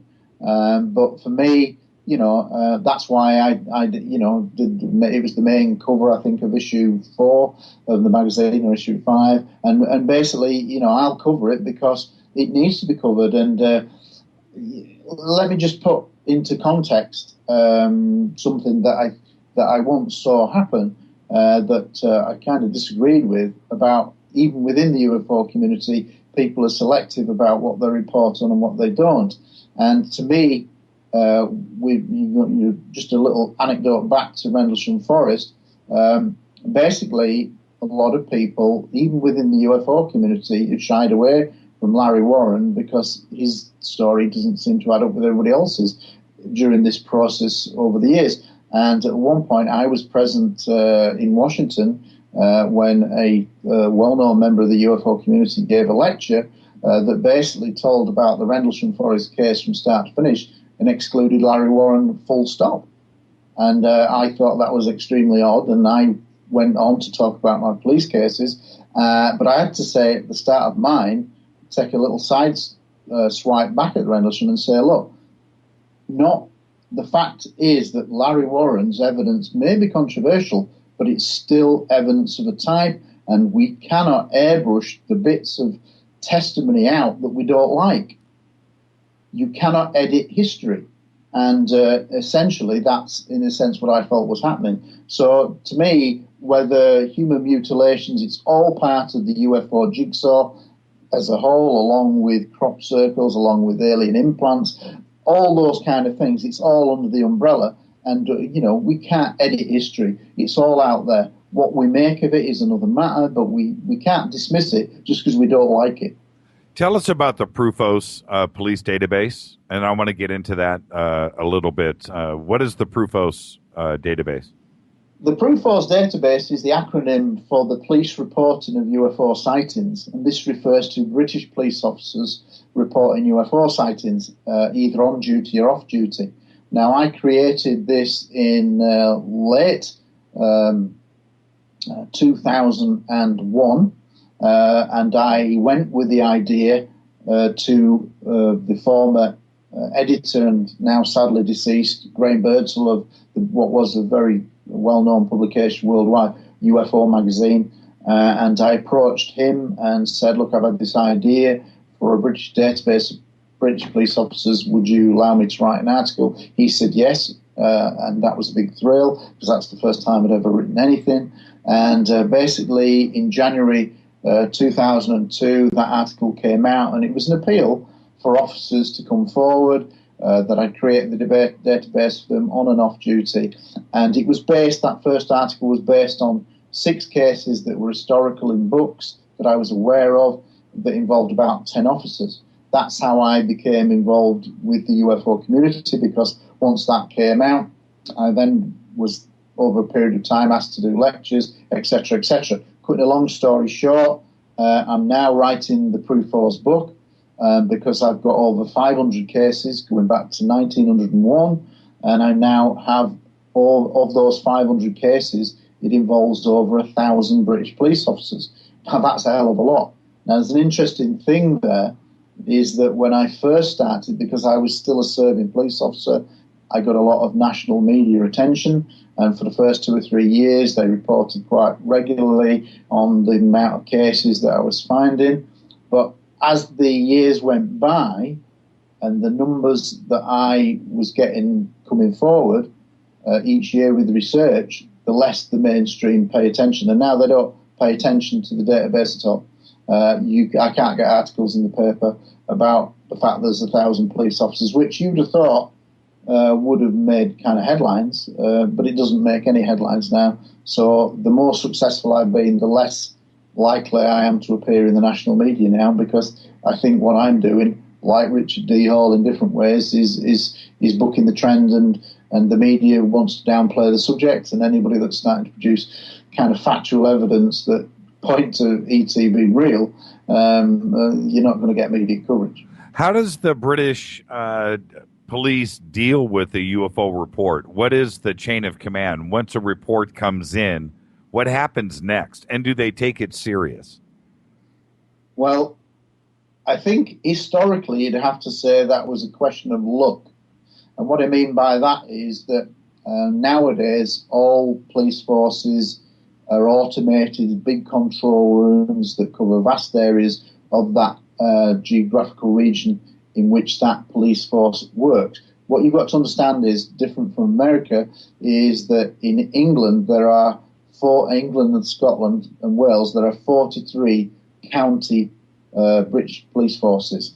Yeah, so they're like separate autonomous police forces with a chief constable at the head of each one, and each force has slightly different procedures, mainly the same, but they'll have their own slight unique take on things.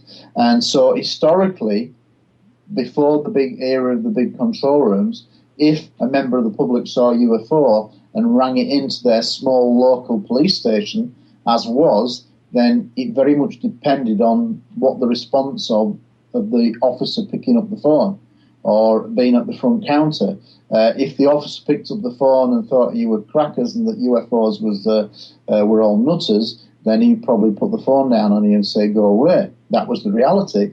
Or if you got somebody who was a bit more diligent and had a more open mind, then they would fill in what was called an MOD form of questions, which is an extremely poor set of questions historically. If ever you've seen the British records that have been released over the years, it's a very poor sighting report form. But it was the stock form used by the Ministry of Defence UFO reporting desk for over 50 years. So basically, a report comes in and the report was taken down and treated seriously, then sometimes officers would be dispatched to the scene if it was still ongoing. And on many occasions, I've got loads of reports over the years where officers have been dispatched to a member of the public calling in saying, I'm looking at something strange here.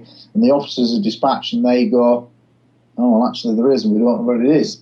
So there's loads of cases like that corroborate the original sighting. Many of the cases on the database are multiple officer. In fact, over 70% of the cases as a whole are multiple witness police officers. So what that means is that there's at least two officers in over 70% of the 500 cases. So that's 350 plus cases. Now that's a lot. And a lot of the cases can range from 2, 3, 4, 5, 6, 7, 8 officers corroborating the same incident. In fact, in one case, the Costford incident on the night of the 30th, 31st of March 1993, you've got at least 24 British police officers seeing UFOs over 6 counties, geographical county areas of Britain. Was that the Triangle incident? Yeah. Yep. It involved RAF Shawbury, the meteorologist, the weatherman basically for the base saw UFO over the base, RAF Shawbury, and then RAF Costford. You've got 2 Royal Air Force police officers, like what I was. I was RAF police. They saw UFOs over the airfield, but effectively the object was tracked over many counties as it made its way southwest over the country. Well, so was that the thing that confused me about that case, and I remember it well, was it was an attempted debunking, saying that it was a Russian re-entry. And Russian like re-entry. Now, how do you confuse? How do police officers, and I definitely need your opinion on this, how do they confuse a re-entry vehicle of a Russian rocket with a black triangle? Well, you better ask them, really. Well, you know what I mean? Yeah, exactly. I mean, but it all stems back to what's historically gone on, and you've only got to look at the same scenario of the Rendlesham Forest incident. The airmen saw a re-entry object coming in, breaking up, and that's what scared them. If it's not the lighthouse, it's a re-entry. And essentially what happens is, and would never happen in a real police investigation, is that people put forward, the skeptics put forward, absolutely absurd explanations which would ordinarily go, yeah, no, that don't fit well with witnesses, so straight into the do not take any further action pile if it was a proper police investigation. But because of the way the media works, and because there's a downplay to any UFO good case, then these ludicrous explanations that are put forward are then given teeth because they're aired virtually. They're allowed to be aired in documentaries, on news reports, bulletins, etc. And they're given air time, which wouldn't ever happen. And that the media bias is so obvious to see. That's the reality. So it's very frustrating and very, very clear to see of the media bias. What about the Airbus incident that happened last year as well? It seemed like it came and went very quickly, but you had so many official sightings. Also, the other sighting that happened earlier this year with Heathrow, that it's immediately seen by government, police, fire departments, RAF, and then the next day it disappears from the media. I don't understand why the British tend to handle things in that fashion.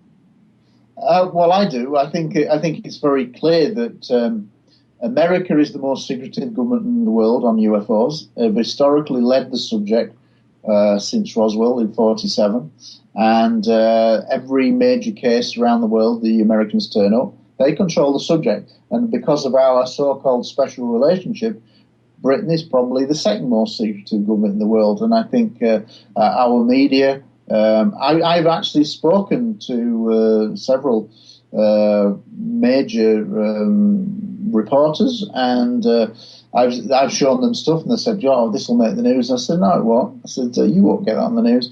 "Oh, I will," and they don't, and it's just squashed. And I've had people say, that the D-notices have been served at various times to not pursue a certain story. We want it dropped from the British media. So that thing, whilst not very often, does happen. But the mainstream media, again, you've just got to use. Let's look at this as an example. I get asked to take part in various mainstream terrestrial TV documentary programs from time to time, and I think it was last year I took part in a program, and I said, "Look, historically you're not very good at covering the subject. You don't tell it properly." "Oh, we will," they said. I said, "Okay." I said, "Okay then." I said, "Okay, I'll take part." I said, "And I'm going to give you an exclusive." And they said, "Oh, wow, yeah." I said, "And are you going to show this in the finished documentary?" Yeah, we're going to do it, Gary. So I gave them an exclusive, which is the going back to the Rendlesham incident. That's what they wanted to film. So I took them to the field where Holt is with his team when the UFO stops above their heads and shines a beam down at their feet. I took them to the very field, which has never ever featured in any documentary after. Well, it must be 50-odd documentaries worldwide, if not more, and none of them have ever covered the actual field. I knew it was the actual field because I'd taken Holt there out and he'd showed me where it actually happened, but it's never been in a documentary worldwide. And I'm thinking, why, if you're trying to tell an investigation? Right, yeah, exactly. Why? Yeah. So anyway, I this film crew, I'm saying, look, okay, this is the field, this is your exclusive, this is going to be in the real footage. And guess what? When they played the program, they didn't show the footage of the field. So what a classic piece. You could put that program up as a classic piece of disinformation. Well, I've been treated the same way. I totally. But people wouldn't believe you. Yeah. The people who are not familiar with the media bias, who are not familiar with the subject of UFOs and the great cases that are out there, will just say, no, nobody does that. How many reports do you get at UFO Truth on a monthly basis? How many reports actually come into you, exclusives? I would have to say that not that many, and it's something that I want to try to address as the magazine gets more well known. What you need to have is, like I said right at the beginning of the show, is after the MOD suddenly closed its UFO reporting desk in 2009, then essentially when a member of the public rang into the police or the military base that was nearby and said, I've just seen a UFO, then that report had nowhere to go. So essentially, these reports, it touches on one of the reasons why I left the police is because I was getting media hassle from my own bosses because basically I wrote, when the MOD closed their reporting desk, suddenly in December 2009, I wrote to every police force and said, look, I am a serving police detective, blah, blah, blah. I have an unofficial national database for police officers. You may not be aware of this, but the Ministry of Defence have just closed its UFO reporting desk. Now, historically, you get X amount of reports per year. That's not going to stop. You have to be seen to be professional. What are you going to do with your reports? Would you consider sending them to me and I'll investigate them in an off-duty capacity as a hobby? And in doing so, I wrote to all the chief constables. I also wrote to my own chief constable, which proved to be my undoing because he basically took exception to that, and I was then subject of a disciplinary hearing that lasted for a year, an investigation for bringing the force into disrepute, even though I'd written a private letter clearly stating who I am to verify the validity of what I was asking for, I did it in an off-duty capacity, made it absolutely clear, private letter to chief constable.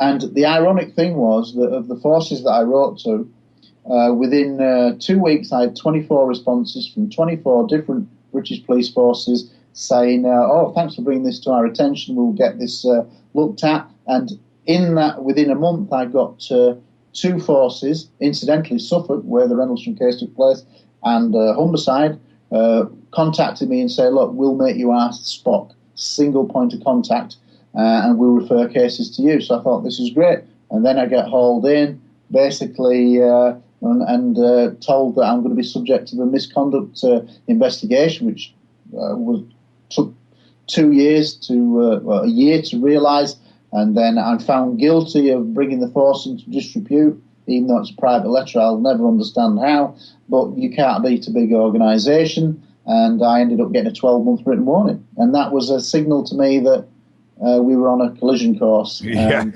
so, you think? So that was one of the reasons why I decided to retire early.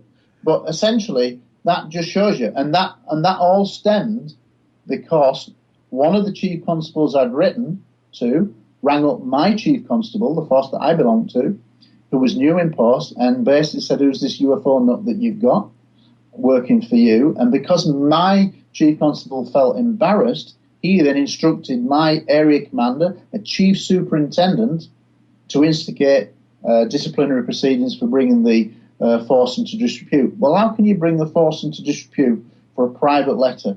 I'm just asking, basically, for information.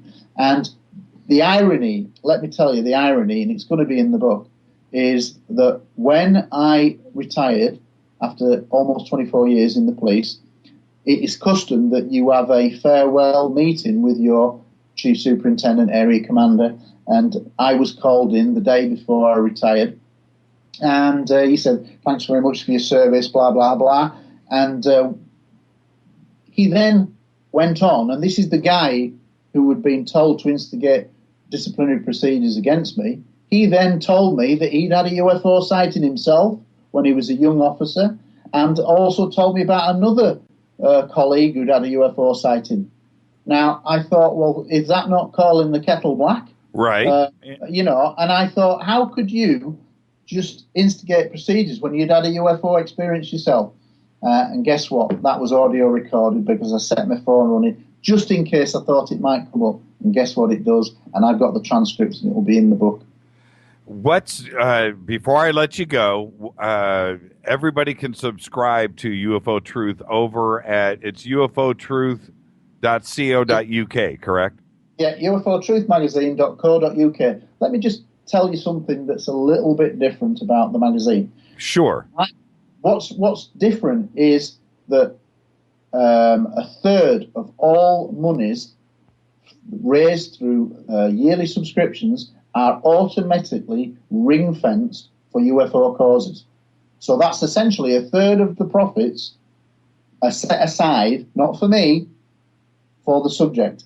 Because what I want to do is use the magazine as a funding mechanism for initially to get conferences going in the UK, which has already happened, and we've got international speakers, and we've got a big Stanton Friedman, A.J. Javada speaking at the 2015 conference. We've already had 2 conferences here already, but the idea is it creates a funding mechanism. Here's the concept. It's dead simple. We all mourn about we can't change the way the UFO subject is reported in the media, etc. And people talk about disclosure, frustrations. I was at the citizens' hearings last year, blah, blah, blah. We want change. We want the truth to come out. Well, essentially, what we lack is money. And what we can do for a few pence is buy into one English-speaking worldwide e-zine featuring the world's top researchers, those that you mentioned at the start, and many others. I've got reporters, top people from Europe, South America, etc., etc. So it's worldwide. You all buy into the concept. Everybody pays a few pence in a week into a magazine to support this subject. All this big pot of money then can be used to start attacking the media. And what I mean by that is, imagine if we had 50,000 people worldwide, which is a drop in the ocean, internet, when we know that millions and millions of people cover the subject. If we all paid into this idea, we're going to have a massive pot of money, not for me, for the subject, that we can then start saying, right, we'll put full-page ads. We don't need your reporters to cover the story. Right. A full-page ad, it'll cost us $10,000, but who cares? We'll put it in the most prestigious magazines out there. We would then have a chance to put in our own facts into the paper. And if the papers actually say to you, Miss Heseltine, say if it's the Times, the most prestigious newspaper in the UK, if I wrote to the Times and said, how much for a full-page ad as a matter of interest? Oh, £5,000. Okay, I'm willing to do that. And, give us your copy, what you want in there. And it's all facts about pilot UFO cases, astronauts, cosmonauts, admirals, colonels, generals who've made positive comments, etc. And I'm willing to pay the money. Then they've got 2 choices. They either take my money for advertising, because it's a lot of money, and they run the ad, or they say, oh, we're not running the ad. Oh, what you mean? You don't want my £5,000? Well, we want your money, but we can't run with the subject. Oh, really? Why can't you run with the subject? Oh, we can't say it. It would all be done, documentary evidence via emails, so there's an audit paper trail. So as soon as you get a paper turning down your good money because it's UFO related, then straight away you've got documentary evidence that you can present in the court of law that backs up what we've said all these years, that there is a media bias. Now, I think they're going to then be put into a very difficult position because they want the revenue. Newspapers are struggling, but if we had this big pot of money, think what we could do. We could start doing roadshows. We could start doing top stuff around the world to actually put events together like the citizens' hearings that relied on a massive donation. But that is very rare. We don't usually get anybody investing us. But for a few pence a week, whether it be cents, pence, or whatever, it's such a small amount. But if we all bought into the concept, we could create a huge pile of money for UFO causes, that we could make a real change. And it's not about making me rich. I don't give a monkeys about the money. I want to just change the subject and the way it's perceived. And I think that if everybody bought into this concept and thought, well, I'll pay my $20 or $30 or £15 in the UK, whatever, it's a few pence a week. But if we all did that, we would have this mass pile of money. Now, nobody else is willing to do that, but I want to make a difference. And that's why I retired early. I had no idea that I was going to be on this journey.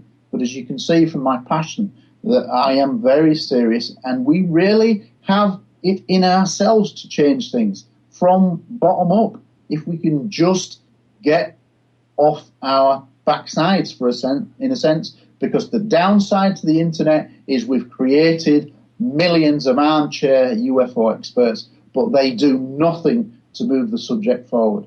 They're not prepared to put their hand in their pocket. They're not prepared to attend conferences because they know it all, because they've got the internet at their fingertips. And in reality, that's the downside to the internet, a massive apathy, disconnect. Everybody says that after pornography, UFOs is the most searched term in the world. Well, where are all those people at the conferences? When I went to Laughlin in 2010, the average age was 60 plus, and that shocked me, because those people are going to not be around forever. Where's the younger people? And yet everybody will say, even in mainstream, that as and when mainstream admits that they've got extraterrestrial contact, then it will be the most profound moment in human history.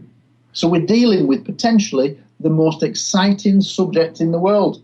And yet, where are the young people? Well, that's where I'm going to step in and say, I'm going to make you feel a little bit good. I'm probably going to piss you off, too. But that's what this show is all about. I think that the younger crowd, the younger generation that you reference, I reference it all the time. We are here. I am part of that crowd.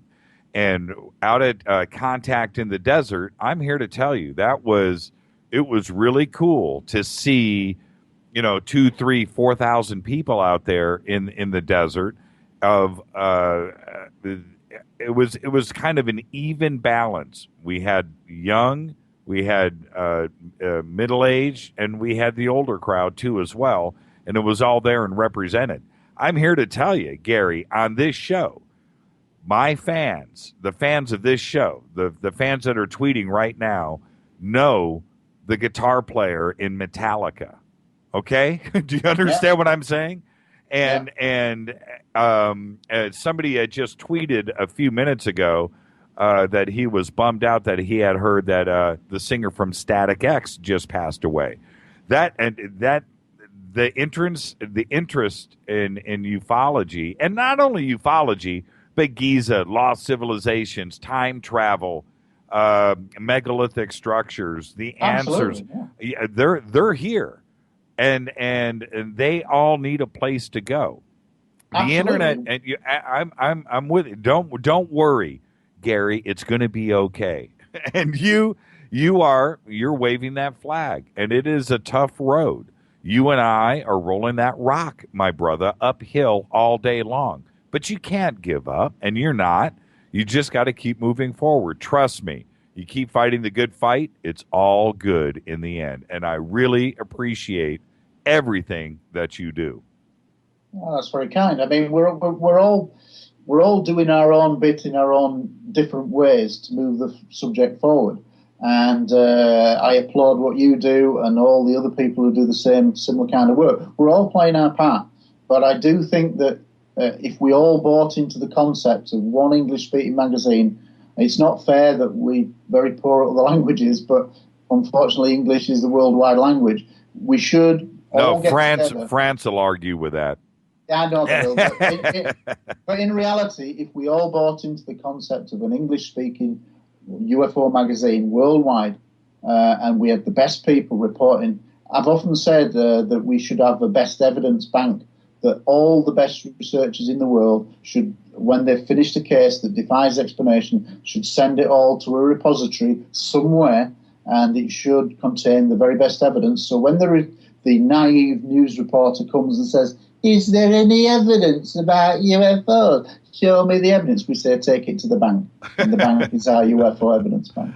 Absolutely. Hey, Gary, all the best. Hey, good luck.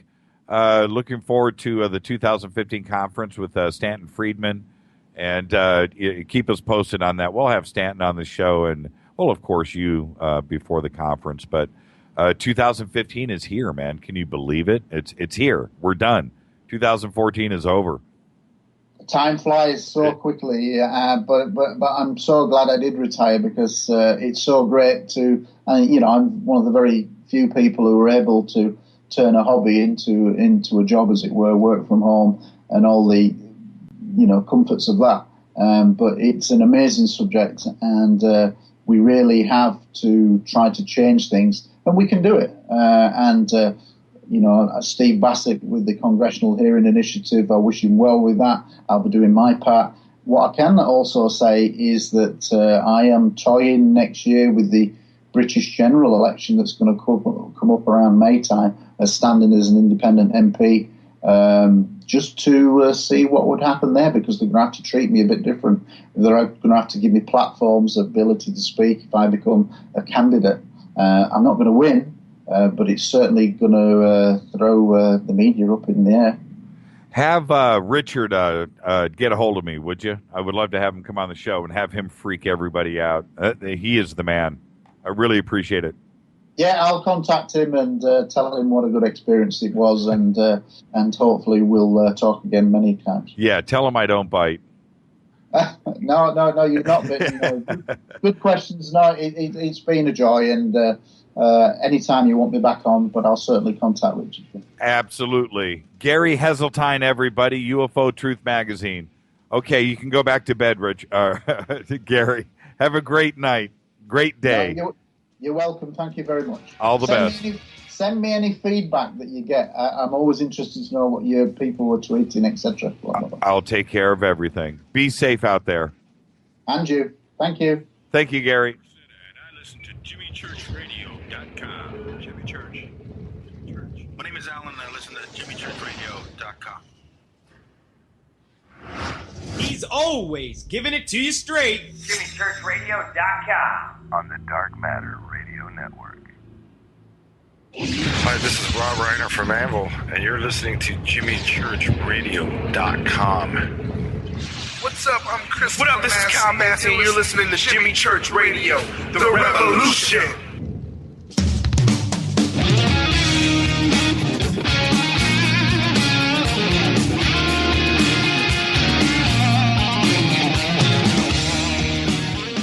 All right. Gary's Twitter. Gary's Twitter. I'm looking at it. Hey, just go over to UFOtruthmagazine.co.uk, and it's right here. His I think it's UFO Truth Mag. Check that out. Everybody on Twitter. UFO Truth Mag, I think is his handle. So what's shaking? How you doing? Gary, interesting guy, and for him to do what he does, I'm telling you, he believes. And so there you go. All right, this is Fade to Black on the Dark Matter Radio Network. I'm your host, Jimmy Church. Follow us on Twitter right now, at JChurchRadio. Twitter's been heating up all night. I've been kind of watching this. John Titor discussions. John Titor left and right and back and forth, and what are my thoughts? And I got a couple of emails, too, as well. You want to go there? You want to go there? I'm watching Twitter right now. You do, don't you? What is the fascination? Look, what is the fascination with Teter? I'm going to open up the phone lines right now. Right now, 323-825-5045. You guys want to talk some Teter? I'll talk some Teter. 323-825-5045. You can also Skype in Fade to Black 14. John Titor, who, yeah, let's go there. I'm going there right now. John Titor stole my pork chop. There are questions for everybody out there. This is the thing for Teter, for all of us. It's been 13 going on 14 years. And if you really go back to the fax, the original fax machine with Art Bell, we're going back 15 years. And Teter has kept the fascination out there with the internet. The fascination has not gone away. The myth has not gone away. The legend has not gone away. I've spoken about Teter, been in touch with everybody involved, nearly, if not on a weekly, certainly a monthly basis privately. I do know what's going on. I was thrust into it. And with Teter, when the original message boards happened, when all of that happened, I was right there. I was right there in the middle of it. And I somehow knew something was going on in my mind back then, that there was something in the future with me about it. I'm not getting strange or anything. All I mean is I felt connected, but we all did. I wasn't any different than anybody else. When the original photographs were posted, okay, here we have John Titor number 2 is calling in. John Titor 2. All right, you know what? I'll take the call. It's not exactly what I had planned on, but all right, Ren, turn down your studio. Turn it down. I'm here. Okay, yeah. Hang on for a second. With that, we were all connected. When the original photographs were posted, I immediately pulled those downloaded, examined, and went feet first into everything. Okay, so I know as much of the original case as anybody out there. The fascination was there, but it never went away. And as soon as this show started in the very beginning, we've got another call coming in. Hold on for a quick second, everybody, and then I'll open up the phone lines. I knew, and once I was contacted by everybody else, I knew that there was more to this, and it was going to continue. That Teter had not gone away. So with that, this is John Titor 2. John, are you with us? I'm here. Okay. Now, you're in Tokyo at the moment? I'm in Tokyo. Okay. Answer a couple of questions for me really quick. I asked you to send me a picture of the top of your left hand. You've declined to do that. Why? Well, I don't know if you're referring to the tattoos, but I have no identifying marks on me. But that's not my point. Why wouldn't you take a picture? John, I don't want to argue with you. Trust me on that. It's not about that. But I'm saying John Titor and I know about his left hand.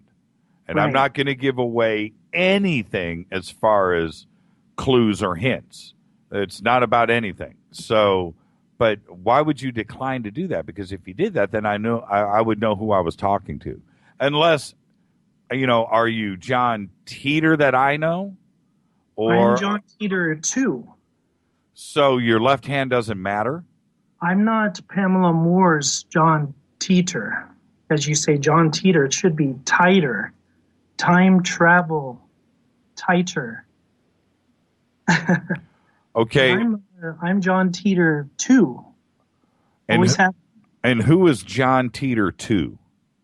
John Titor 2 is the first travel timer. Okay, explain.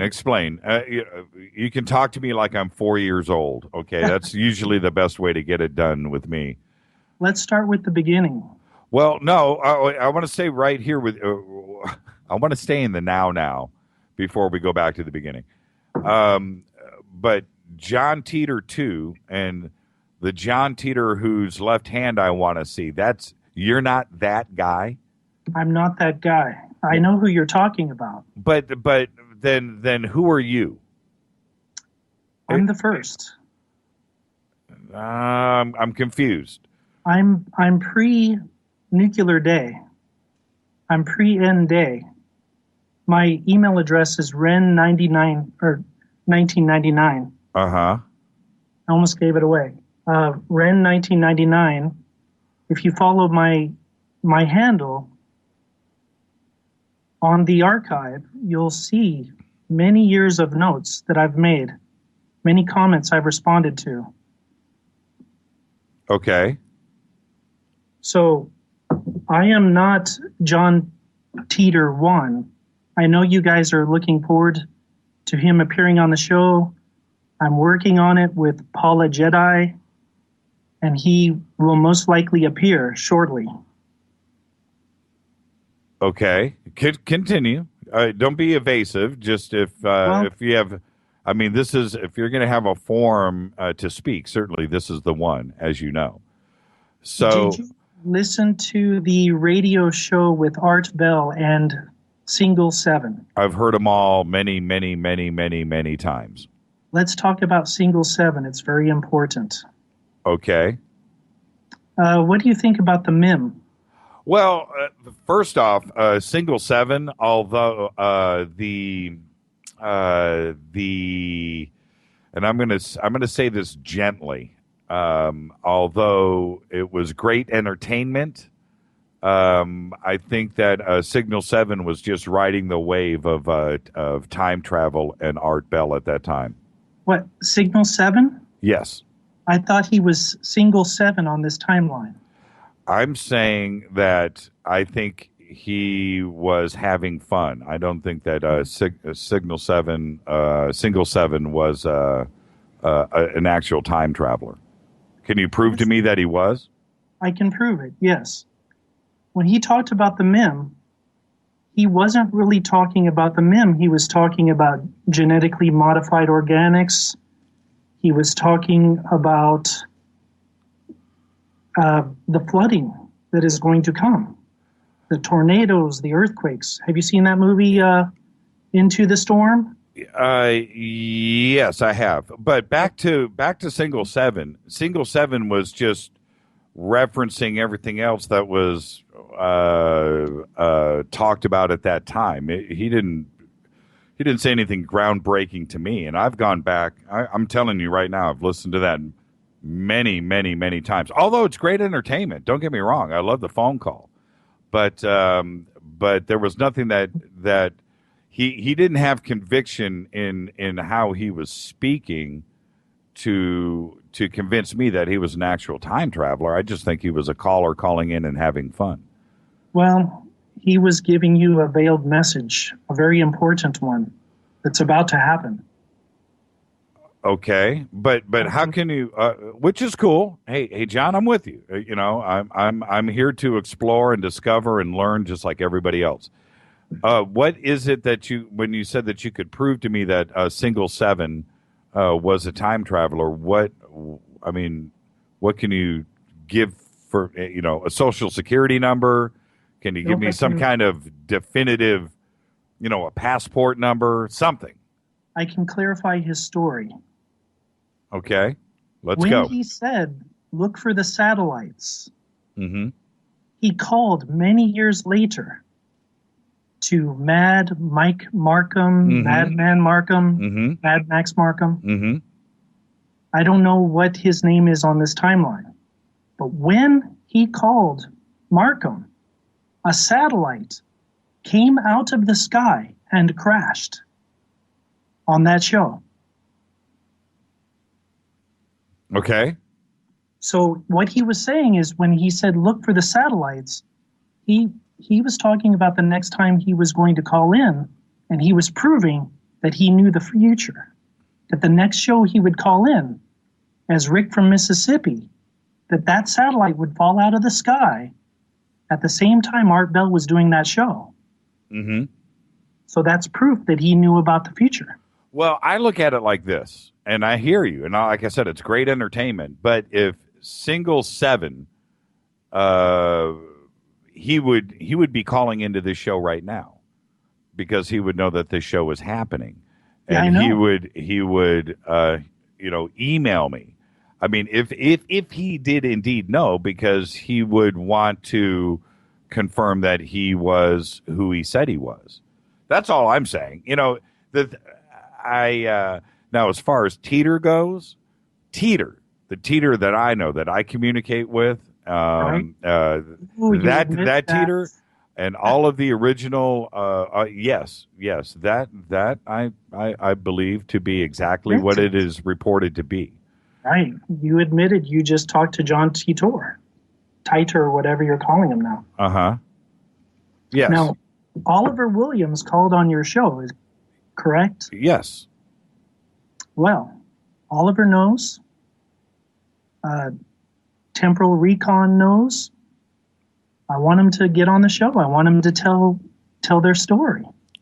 Well, Temporal's been invited on the show. He's declined. Again, what I know and who I communicate with, everybody else that's out there, TR and everybody else, it's all good entertainment, but I don't know if they know what they would like people to say they know, because otherwise TR would be on this show right now. I know. I don't know. I don't understand the fear. It's time to talk. What about Pamela Moore? She's online right now. Pamela Moore should call in right now. Well, everybody knows about this show, and everybody knows about the Teter connection with this show. And I picked up your phone call, and anybody can communicate with me. Is Teter going to be here in November? This month? Yeah, he's supposed to be. And I will be told, when it's about to happen, and we'll take care of it. It also could be a complete surprise when it does happen. I've been given certain information that I'll know who it is when he calls in, and we're all waiting. We're waiting.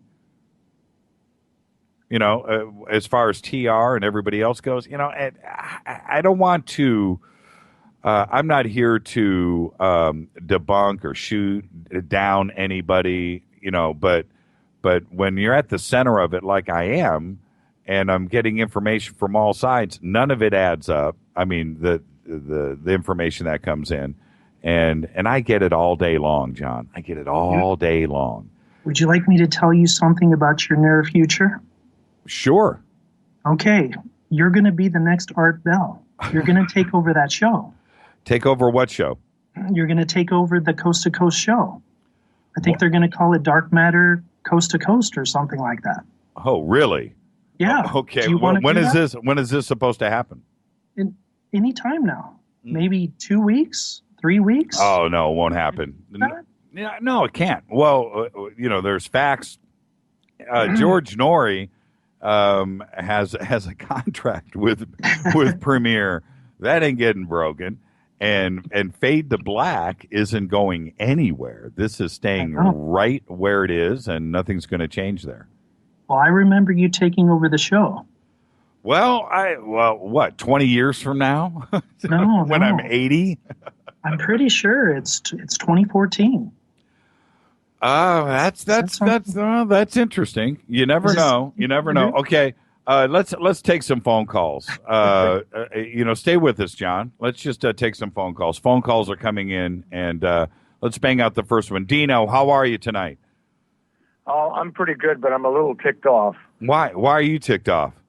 Well, I'm a little ticked off because this time, if you know who I am, Mr. J. Teter, you'll know what I've done and what I'm going to do, and I'm thinking that this time could be used. We're trying to push for full disclosure. There are two things that are important tonight. One is the national elections, and that's just a minor part, but it is part of our lives. And tomorrow we start the push for full disclosure, and Stephen Bassett needs all of our troops to back him up. So do you know who I am and what I've done and what I'm going to do? I think so, but do you really want to do it? Well, again, I used to do therapy with people, and you're running in circles. You're not doing anything substantive here. Well, there can't be disclosure. Why can't there be disclosure? Because we have to do it by ourselves. We can't get Big Brother to help us. We have to solve our own problems. We can't just ask some fairy godmother from space to handle our problems for us. We've got to do it on our own. That's why I can't help you with the future. I can give you hints, but I can't come right out and give you the solution. Well, I'm not looking for a solution. I asked you a couple of questions, and you can't seem to answer. Okay, well, what's one of the? Hey, Dino, really quick. I'll stay in between you guys. What's one of the questions? Well, one of it is, what have I done in my life so far, And what am I going to do is the second one. Well, how would John know about you personally, though? Is there a reason why he should know that? Because I have a history. I've been in the public eye. Right. Okay. Well, I don't even know that, Dino. Well, but if you're from the future and you know how things are going to go, okay, you would know that. All right. I think you'd have a better view of it than the psychic you had on last week. Hey, she was good, Dino. She was. She's very good. She was real good. She kind of freaked me out. Sha made me nervous. Okay, well, what was the second question, Dino? Well, what am I going to do now? I have some time left in my life, and I'm going to do something great. What is it going to be? Dino, I know what... I get a hint at what you want to try to do, but there can't be any disclosure. If you do, people will just ignore it because that's how human conditioning works. And those people that you're talking about don't want us to know about them publicly. Who? Well, people like myself, but from the far future. Okay. What have you done for yourself, if I could ask? What have you done for yourself in the future that makes you need to come back to our time and talk in circles and anomalies and tell us nothing of substance? Well, I've been through hell, and I'm back here to make sure this it's done differently this time. Why are you here this time? Well, I need to tell you about... Well, how long have you been back? Are you still in the Army? I'm still in the Army. I've been here since 1999. I never left. You've been here since 1999. You've never left. Okay, so what's your MOS right now? It's 98 Charlie. 98 Charlie. Okay, but what's your MOS? What do you actually do for the Army? I'm a translator and an interrogator. You're a translator and okay, what are you translating? Oh, okay, well, hold on. I don't know what the need for translating would be, but you're in Japan. Maybe that's it. But you've been here since 1999. You got your papers. What was your mission? What were you told to do? Well, my first mission was the Gulf Breeze 6. Do you remember that article I sent? Yes. Okay, well, I know every one of those people. And if your listeners don't know the story, 6 U.S. Army soldiers went AWOL, fled to Pensacola, Florida, looking for the Antichrist, looking for Jesus on a UFO. And suddenly, they were released from prison, they were given an honorable discharge, and they were sent on their merry way. Suddenly, without any explanation, they were let go. And you have to read that article again, because you can see where time was manipulated. Well, explain. Well, I mean, I can't post the article right now, and this is live radio. Right. So, explain. Well, Signal 7 told you about Christianity. He told Art about Christianity. I'm telling you about it. The Ark of the Covenant will be discovered. It will prove that Christianity is an extension of Greek mythology, such as that of Hercules and other mythic heroes. Christianity will then not be as popular. And we know... What is the Ark of the Covenant, if I could ask? Is it an object? What is it? Author Ralph Ellis has a very good explanation of what it is. Who? You tell me. You're from the future. Yeah.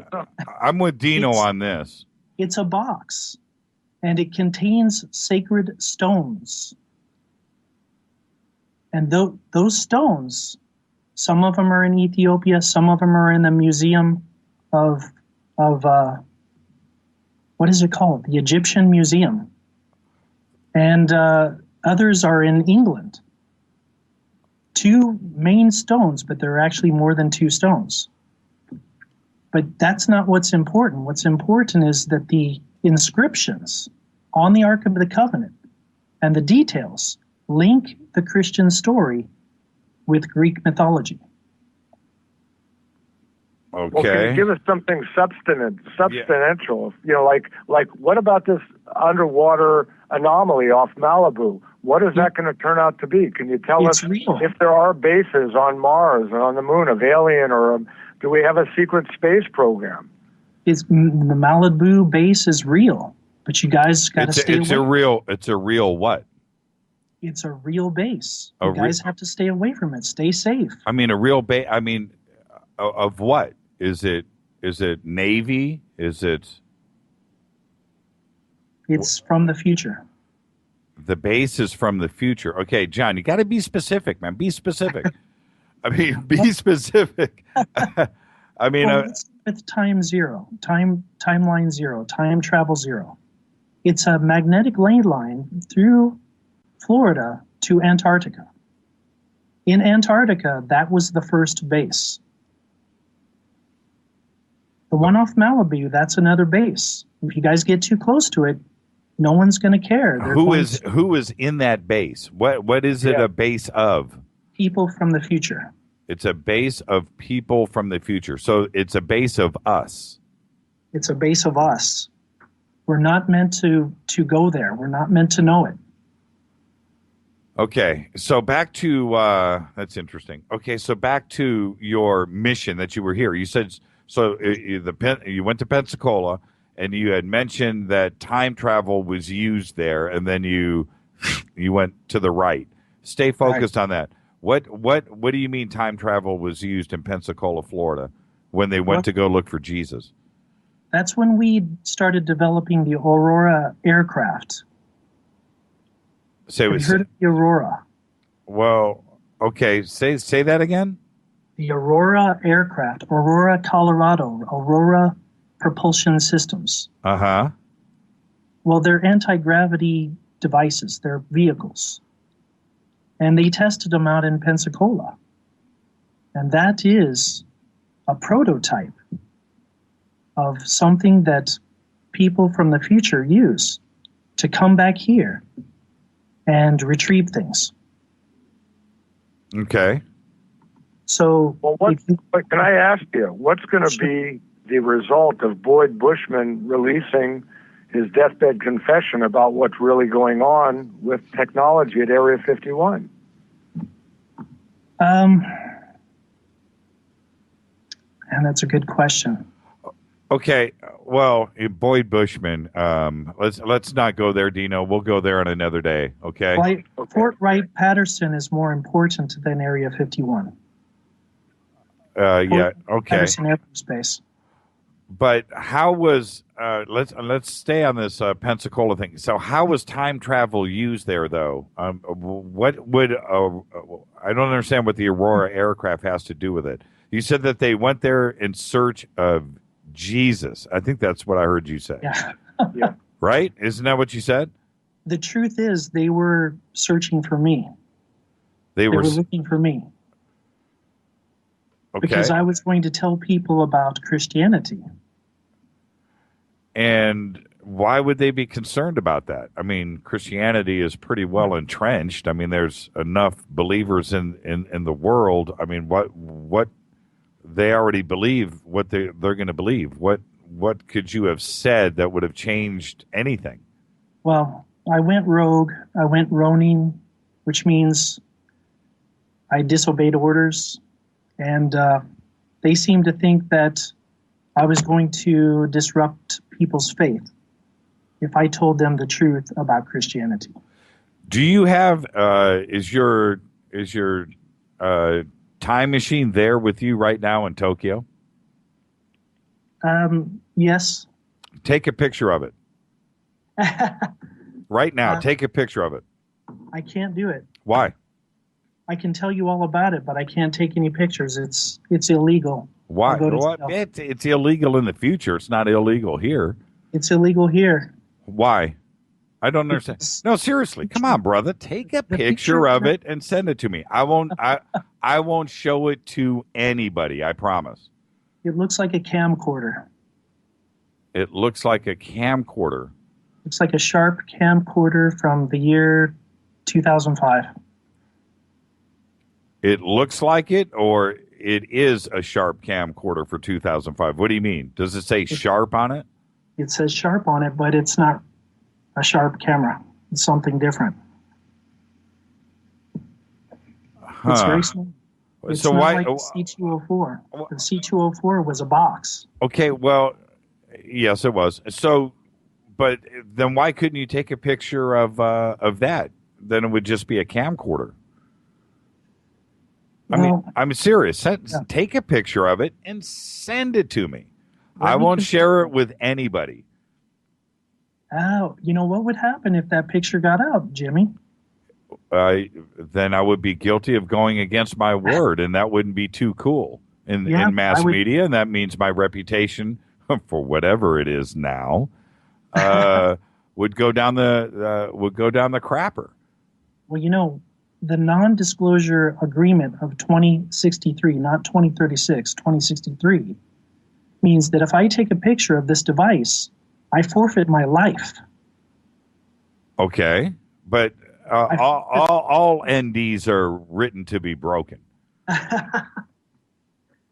I'm not kidding about that. I mean, that's why it's there. I'll think about it. You know, pictures were posted before. I'll think about it. Okay, hold on for a second. Well, here's what I want to just interject, if I may. The military that I know in the present must be more strict in the future. And if you're pulling all this stuff off, you would have been already stopped, court-martialed, or confined for breaking the military code. Well, yeah.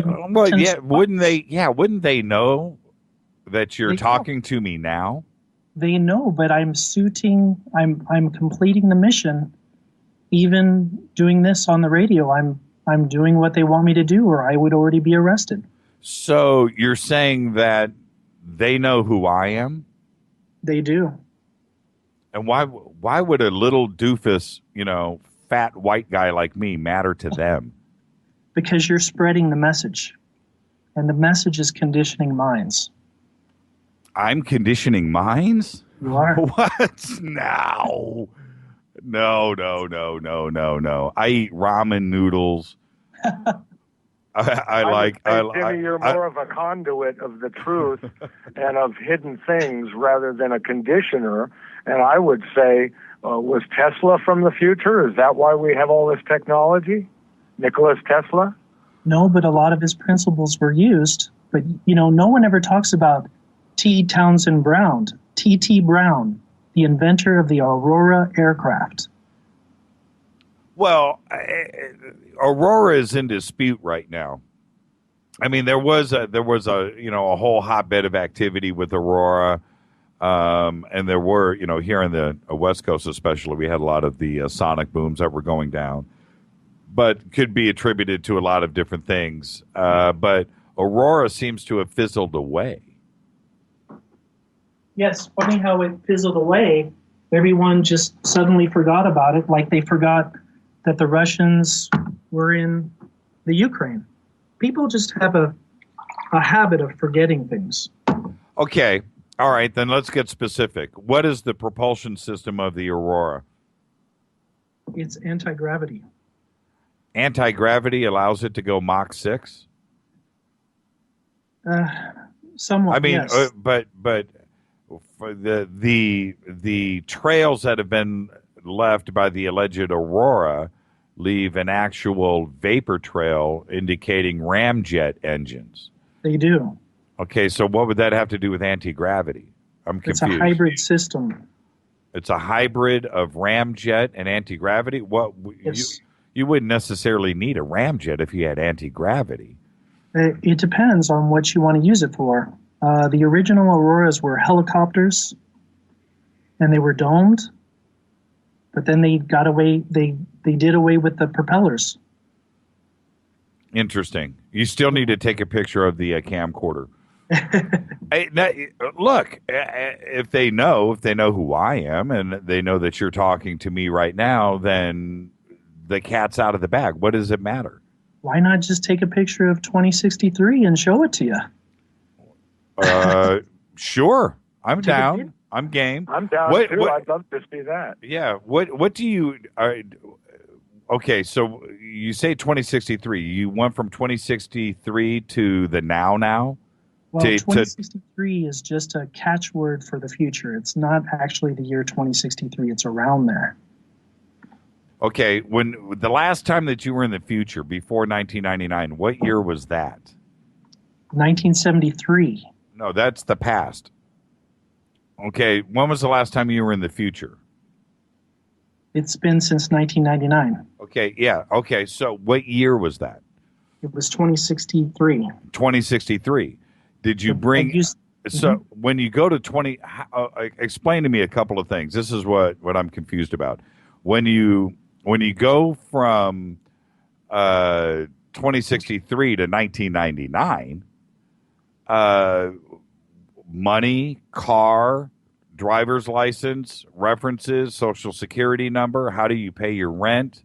I mean, how do you have any, you just appear. How do you take care of all of those things? Friends. I have many friends from the past. From the past. Okay. They kind of shuttle me around. They protect me. Interesting. Okay. But what about identity and the IRS and everything else? How do you take care of all of that? I mean, that's always been a big question of mine. Well, I'm really not dependent on the grid. I'm not dependent on any job or anything like that. I'm dependent entirely on my friends, and I have nothing on public record. There's no record of me. Okay, so you're walking down the streets of Tokyo. Cop comes up to you and says, "Let me see your ID." What do you show them if you're off the grid and they don't know who you are? They never ask me. They forget. But they would. Or what if they did? I mean, you have to have some kind of ID. Yeah, when they ask me for ID, they just suddenly forget and walk on. What do you mean? Well, they don't remember that they were asking me for any ID. It's technology. Interesting. I can make I'm curious if I might ask, with all the black agencies that seem to be able to send out men in black to harass someone who's just seen a UFO in their backyard, and of all the person of interest, the television show aside, where computers are watching our every move, how are you avoided by all these agencies? They must know that you're here penetrating our time. Well, many people would say I am an early version of a man in black. Johnny Cash? Oh, stop, Dino. Be serious. Put your serious hat back on. My name's Sue. I'm a boy named Sue. No, truthfully, I think that I'm a part of this organization. I don't have a lot of information about the far future, but those guys never bother me. They sometimes help me. Okay. So in 2063, you certainly know what the date for, let's say, Singularity takes place. What year does Singularity actually kick off? When do robots take over? Are you talking about a micro singularity from CERN? No. The Singularity. Once computers are actually, what's the date when computers are smarter than humans? They already are in some instances, like chess. But it's a pretty seminal date in human history, and it's about to occur. Certainly, they teach that in textbooks. Yeah, there's no Skynet. The computers never take over. It's not going to be like iRobot with Will Smith. It's not going to be like Terminator, the movies. We're in full control of artificial intelligence, software, and robotics, and we are the creative ones. So we won't develop anything that is smarter than we are. We figure it out early. Okay, now here we are. It is it's November 4th. Teter is supposed to come back on this show. What date this month does he actually show up?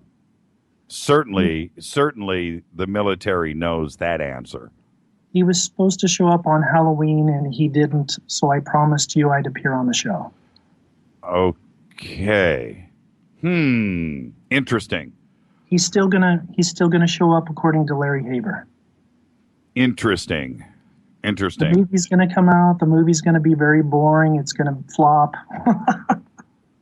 The John Titor movie, Teter movie. You say Teter? Mm-hmm. That movie's not going to do very well. I didn't even know it was back in production. It might have even been canceled in this timeline. I don't know. Okay. All right, John. Well, interesting talking to you. I'm sure that we'll be talking again at some point. But I've got a list of answers from Paula Jedi. I'd like to answer right quick. Do you have time? We've got 2 minutes. Okay. So you should have known that, though, John. I do. Okay. I'm going to keep talking, and then when I get cut off, that's good. Did the 6 other travelers enter this time with you? Have any of them interacted with people online? Okay, the first name is Ren 1999 pre-end day. The second name is Alexander Travel, Timer, Mulligan, post-end day apocalypse. Trav T Groups, Jonathan Single 7, post-end day reconstruction. Charlie Timeline 39, post-end day reconstruction. Any questions? I have no idea what you're referring to. Okay, let me continue. And so was the 177th the true name of your team, or does it have another meaning? The 177th refers to a computer topography squadron. It is the ancestor of the 177th Temporal Reconnaissance Unit. There is only one branch of the U.S. Army, which is a branch of the United Nations. Is that pretty clear? Okay. Okay. And then, okay, here's some more. Do you know the actual shape of the multiverse? If so, please explain. Christmas bells on a string. That's the answers. That's the answer. Christmas bells on a string? Yeah, Right. okay. I could buy into that. Okay, if you are willing to discuss, have you or your team members sent clues or messages to each other via other means such as books? Okay, so the name of the books, Alas Babylon by Pat Frank, Steve Jackson's Generic Universal Role-Playing System, David Boomer Breen's Time Travel Books. Okay, and then the last question. What are your thoughts on the recent September 2014 claim that black holes have been disproven mathematically?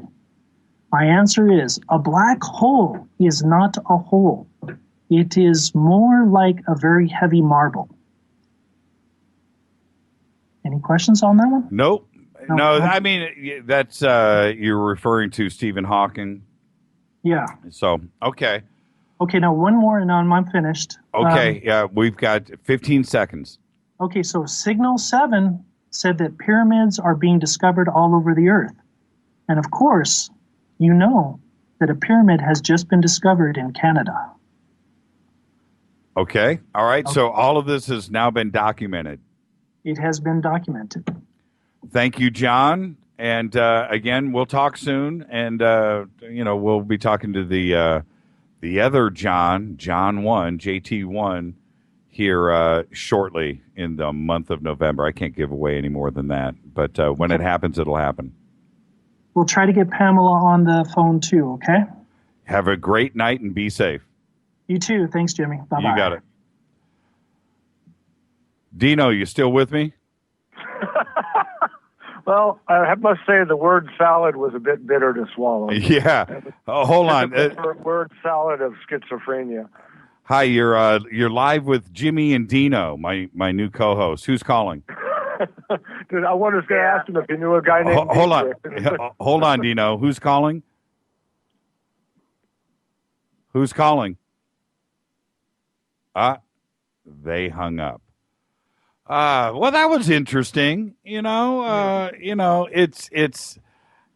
the only thing is, Dino, and I'm glad you're on with me.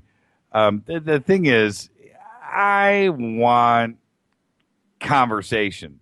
I want direct answers. You know, I appreciate the dance, but you know, Dino, if you went outside right now and saw a car accident right now, you could come in and tell me everything. How close to the street light it was, what clothes you were wearing, how much change is in your pocket, what color was the car, what kind of car, what direction it was coming from, who it hit, what happened, who the witnesses were, who was to your left, who was to your right, what was up in the sky. Everything you could bang out, facts. Do you understand what I'm saying? Exactly, and it calls to task what your mission, as he calls it, is. If you're coming from the future, if there's no prime directive or something where you're not supposed to interfere, and you're here, then you're going to start spilling out exact things to warn people about dangers that we could avoid, right, or about right, happy things that will happen. Right. Well, you know, and this is the thing. I'm a military brat. I am very proud of that fact. And when you hang out with military people, you know what? One thing that they do, and they can't help themselves because it's ingrained, they have weird things with numbers and the names of pages. Oh, it was a WR6304 form. You know, and when I said MOS, what's your MOS? Everybody in the military knows what an MOS is. Sure. You know? And so when you go, hey, what's your MOS? Oh man, I was a tank loader. You know what I mean? I was infantry. Yeah. I was infantry. I was, it's an instant answer and reaction. And that's one of the little things. When somebody tells me they were in the military, it's the first thing I bang out. What's your MOS? And if they dance, they were never in the military. Yeah, exactly. And I can tell you from my limited experience years ago when I worked with schizophrenics and I did clinical work with them, that they love details and they love numbers and they have this word salad where they speak. I would not give this man any credit for anything. I think he's got some kind of an emotional problem. He might be a lonely person, and he decided that he could look at past shows, and while he was talking to us, I think he was looking stuff up on Google to answer correctly. Well, it could be that, but he could also be having fun. And there could be nothing mental there at all. He could just be having fun. It's his hobby, you know? Well, the Area 51 caller was having fun, but I didn't think it was very funny. Oh, stop. Hey, Dino, I got to roll, brother. I'll see you tomorrow night. Do full disclosure. Everybody hold on. Make sure you're tuned in for that. Check the PRG, Paradigm Research Group website. Help Stephen out. I got to roll. Dino. I'll see you tomorrow night. Good night. Thank you. Good night. All right. Fade to black. Another night. Thank you, Gary Heseltine. Dino, for calling in. Thank you. Stay tuned. Coming up next is Sky Watchers Radio. Special thanks to Keith Rowland and Art Bell. Fade to Black's executive producer is Rita Kamarian. Show is produced by Hilton J. Palm and Mark D. Kovar. Announcers are Steve Harder, Gene Bateau, and Mark D. Kovar. Fady by Dale. Graphics by Method. Music by Doug Aldrich. Intro by Spaceboy. SpaceboyMusic.com. Fade to Black is produced by KJCR for the Dark Matter Radio Network. I'm your humble host, Jimmy Church. Tomorrow night, Paul Moeller and the Sky Car. Exclusive. Here on Fade to Black and the Dark Matter Radio Network. Everybody be safe. See ya.